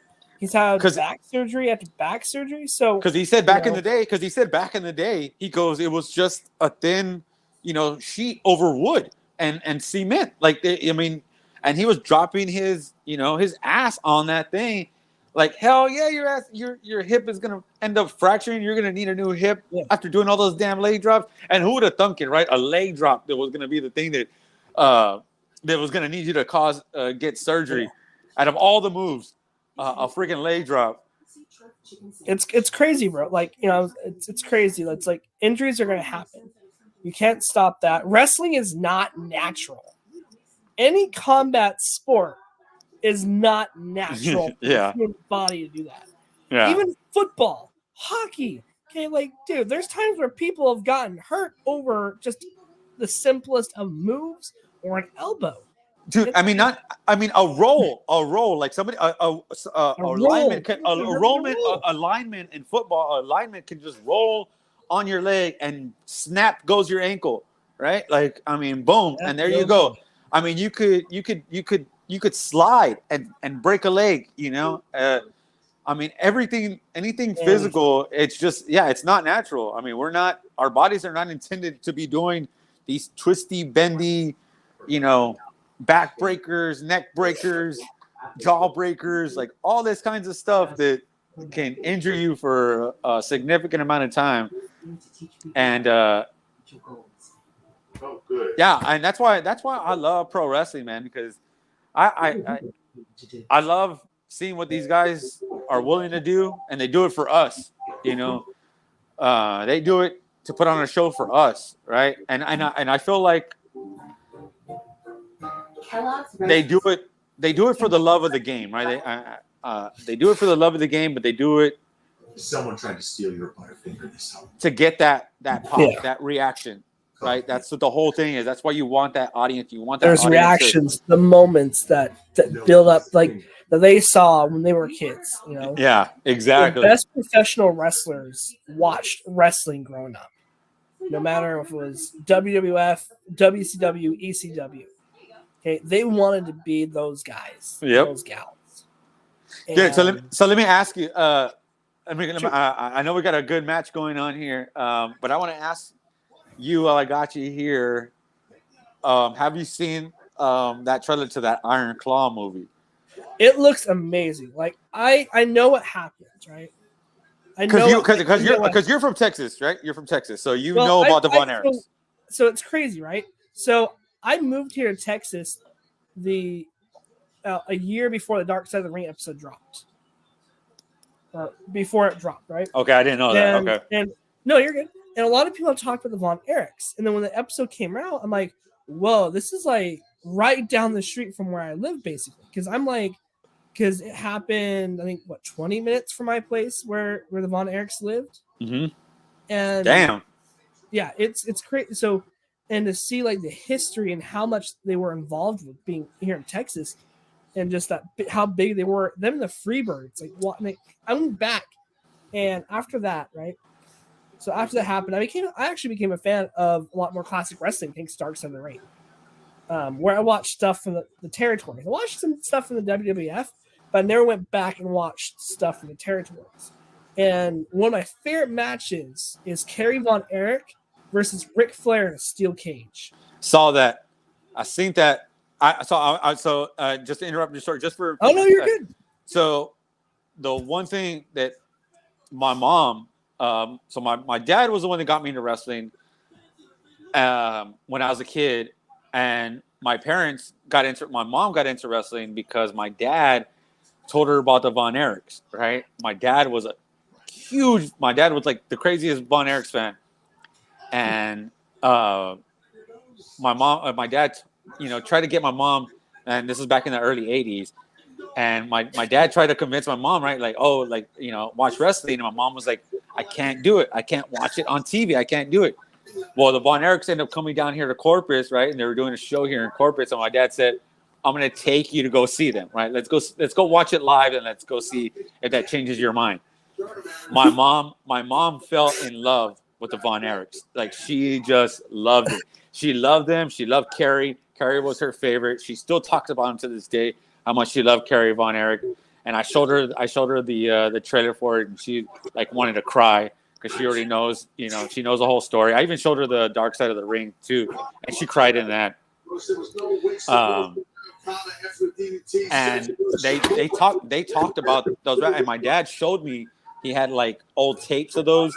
So when I was younger, he used to show me these things when I was watching Sting and Ric Flair in WCW in the early 90s. I was born in 86.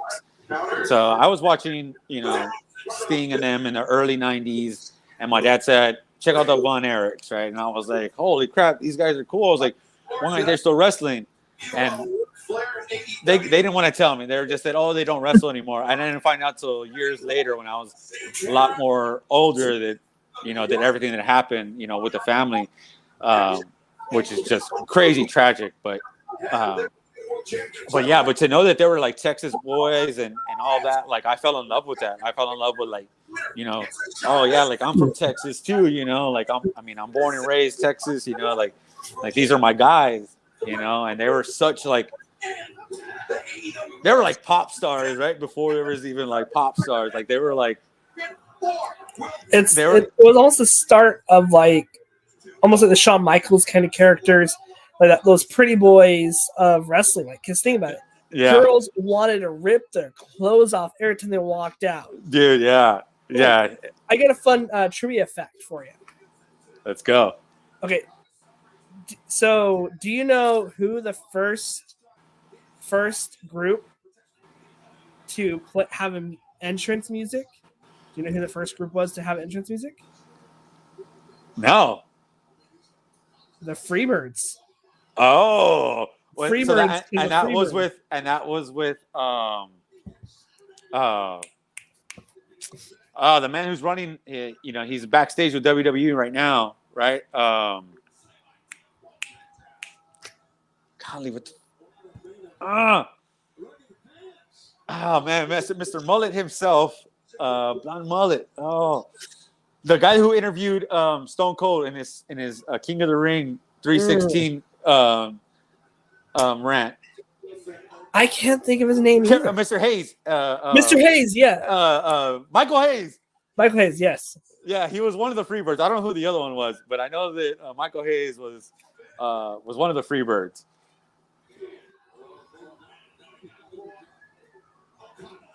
Cool. I like the little kick. Great. Thanks. So this night has been some of the best wrestling I've seen from AEW in a while. This is so fun, man. This has been so fun. And just Orange Cassidy's devastating kicks. Oh shoot! He's actually trying. Uh-oh. Low blow. No way Okada's losing this on Dynamite. I don't think Okada's losing this match. I have never seen anybody counter. Oh my god! What? Swing like that? Oh. I just love Orange Cassidy. Into a stunner. That pop-up stunner that him and Darby does is just devastating. It's so much fun to watch. Like, dude, so good. I mean, and because it's always so clean, right? They always do it so clean. It's always so natural. Like you can't help but, and that's because I saw the way MJF countered Darby's Code Red. I saw a little clip of that earlier on Twitter. Now he got him.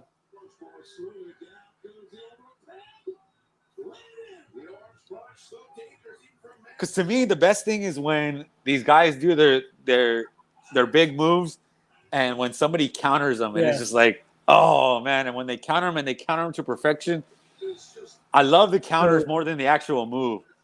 Yeah. What's up, Mike? Thanks for joining us tonight. Always a pleasure to have you. Mike! Missed it tonight, brother. Mike, what's going on, man? I was just talking about you earlier. Oh, no. Mike, you got to let me know if you watch those Julia matches. I told you to watch some Julia highlights. Did you do your homework, Mike? I think after this, I'm going to go down a rabbit hole and just watch a whole bunch of Okada matches. That would not be terrible at all. I'm just going to... Oh! I want to see Claudio versus Okada. Oh! Let's do that. let's do that match. Let's do that match for Saturday. Let's set that up Yeah. for Collision. Why not? I mean, if Okada's here in the States, or if you say like he signed, Apparently, he's signed. now 'Cause is that now? Did you get that from a legit source? Because I have not seen that. So there's been a few like not just dirt sheets that reported it. I think Ringside News reported it, and a couple others that were reporting that apparently he's signed, but nothing's been 100% yet. Yeah, I got to. Aw. Watch out for Daniel Bryan or Bryan Danielson. So I don't know. I hope it's I just want the relationship because I want to see Okada. I want to see Evil. I want to see Evil come over and do some stuff with AEW. I would love to see Evil over here. One that I'm excited for. But if they're, I want to see some of AEW guys go back and return. You can't just give, So I don't want to. thinking like, oh my God, that is one. dang. That was, holy crap, Claudio, bro, you need to go Oh. to jail for that. Jesus, man. Jeez, I did not see that coming. Wow. Is he still alive? That is murder. Okay, please tell me there's a replay of that.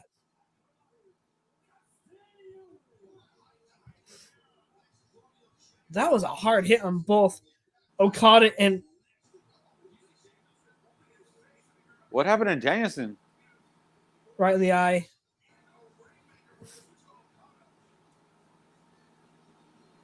Wow. So Claudio versus Orange Cassidy for the international championship. I'm down for that. I think Claudio's first big moment. Well, I don't know if we can do that. I think Mox is still going to come back for that ship. But I would say have Orange Cassidy beat Mox and then go right into Claudio. Wow, this is. I don't know if he's actually legit hurt. I think it's just part of the story. Yeah, I think it's a word. Look at all the guys in the. Okay, whoa! So you got Hook, Okada, Rocky Romero. Oh, there we go. We got Orange and Claudio for next week. For Dynamite next week. Cool. So yeah, both best friends. So Orange is going to beat Claudio and then fight Moxley for the belt at Full Gear. I don't know how, but somehow. Next week, baby.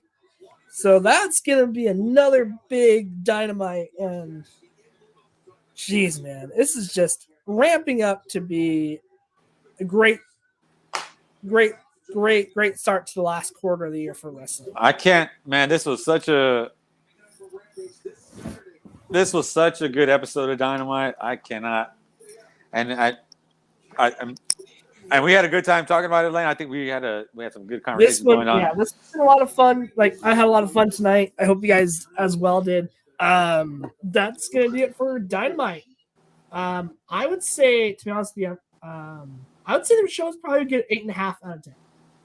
I really think it took an extra half point for my rating last week, and increased it. Like this is vintage Dynamite.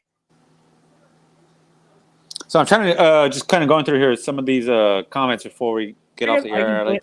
I'm just about to get ready to pull them up. Go for it. Mike.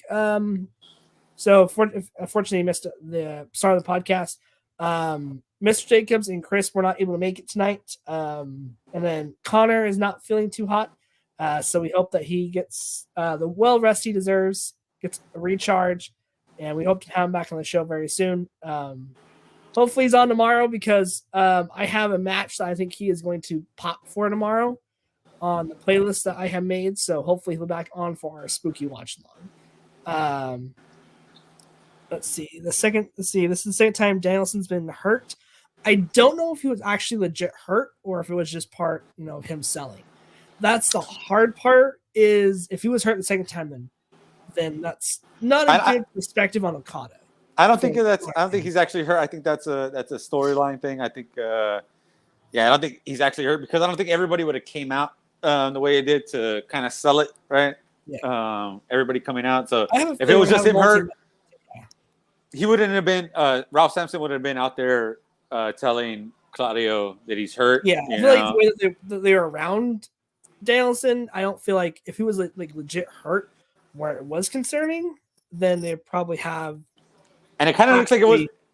It kind of looks like it was like a poke in the eye because Claudio just went and got water, right, to like pour in his eye. So I think he might have just got poked in the eye. So I don't think it's anything. But like I said, it's wrestling, not ballerina. There we go. There we go. We're at. I think, to be honest with you, like I understand why, Mike, you're confused. I just think it's to set up some other matches with the Blackpool Combat Club and Best Friends. And I can't remember the group Best Friends and Rocky Romero are in New Japan. I can't remember. Roppongi Vice. Yes, thank you. So it could set up a match between those two factions for Full Gear. I don't know. Like I said, we'll just have to wait and see. Yeah, and it makes sense next week a little more. Yeah, and right now Mike, I know you've been watching the shows with us, so you know there's been chaos pretty much at every one of these shows. There was chaos at the end of Collision. There was chaos at the end of Dynamite last week, and Tony Khan is just like, I want everybody out there. Y'all just do what y'all got to do. Do whatever BS that you got to do to just exactly get that type of reaction and just cause some chaos and keep everyone confused. And then we'll start figuring out the storylines as we get closer to Full Gear, which is already gonna happen, as a matter of fact. So I imagine between now and next week, everything's gonna get sorted out. So just stick with it. It's all right to be confused, but just stick with it. We're gonna be all right. We're gonna figure all this out. And it was a great show tonight, man. This stuff is only getting better, and then we're gonna have, in my mind, a dream match on Saturday with Omega and MJF on Collision, because I don't think I'm going to be available for Rampage on Friday, but I will definitely try to be here for Collision on Saturday for that match. I know I gotta clear some stuff out, but I definitely want to be able to watch that match live. I don't want to watch that stuff recorded, so I'm definitely going to try to watch that match live. So I will try to be here on Saturday. Friday, I know pretty much for sure I won't be able to available.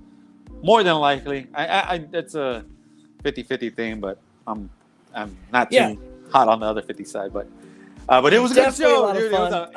It was such a good show. All right, today, all right, you crazy wrestling Mark.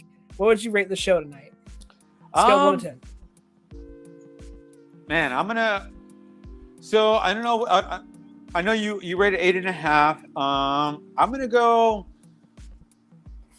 I don't want to go 8.5, but I don't want to go 9 either. So I'm gonna go 8.8. I'm gonna go 8.8. 8.8, nice. I'm gonna go 8.8. I don't want to. I don't an want extra 0.3. Y'all doing me there, Mark?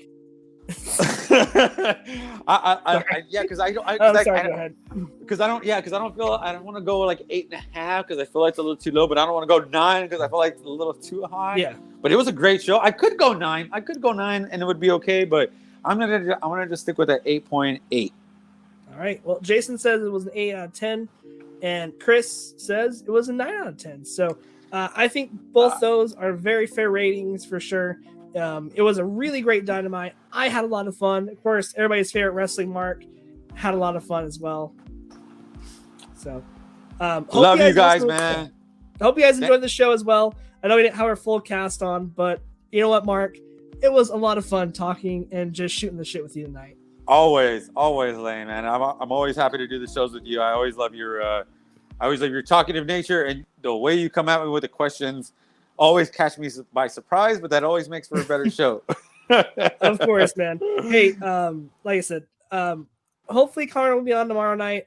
We should have a few people on tomorrow. I invited everybody from AZ USA to AZ Canada because it's just going to be basically, we're going to talk about the matches tomorrow. Once you see what kind of matches we're watching, we'll talk our favorite moments and different match types that are similar to it. There's even a match, and I'm going to give you guys a little taste for tomorrow. There is a match with the Great Vampiro. And there we go. Match will be dedicated to our wonderful friend Adam. So it'll be a great surprise for him. I cannot wait to see what he has to say. Let's just say there's going to be some burials tomorrow. There's going to be vipers and caskets and monsters. So I love it. It's going to be a lot of fun.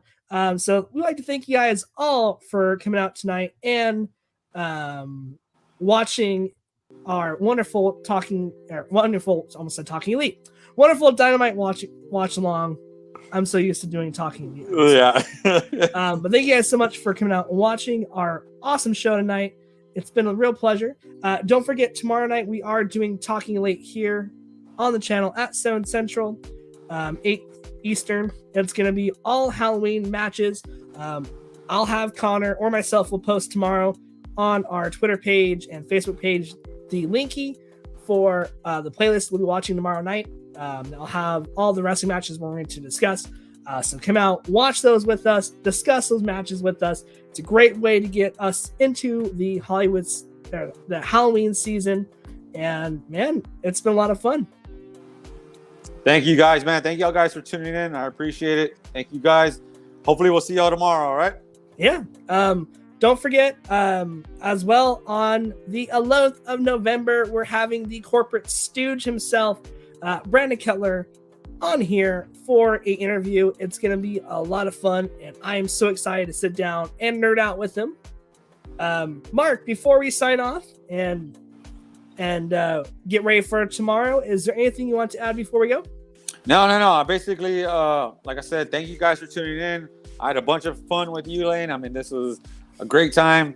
Like I said, I wish everybody could have been here. It would have been super fun, but I still had a freaking awesome time with you and everybody tuning in and giving us like a whole bunch of stuff to talk about. I love when everybody chimes in. Make sure y'all do that stuff on a weekly basis, guys. I mean, yes. I don't think you understand how much we enjoy interacting with the audience.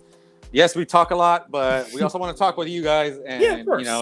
if y'all have anything to share with us, any kind of insights, talking, give us questions, everything. We enjoy y'all's presence. Thank you guys for watching with us. And like I said, hopefully we'll see y'all tomorrow. All right, y'all. Hey, that's going to be it tonight for our AEZ Dynamite watch along. Thanks again to everybody's favorite wrestling Mark. I am Taz, the Major Mark, and we'll see you guys tomorrow night for Talking Elite, all things spooky wrestling matches. I don't ever slow up, no I don't take shit. I got no love for the fakeness. If you wanna play tough and wanna hate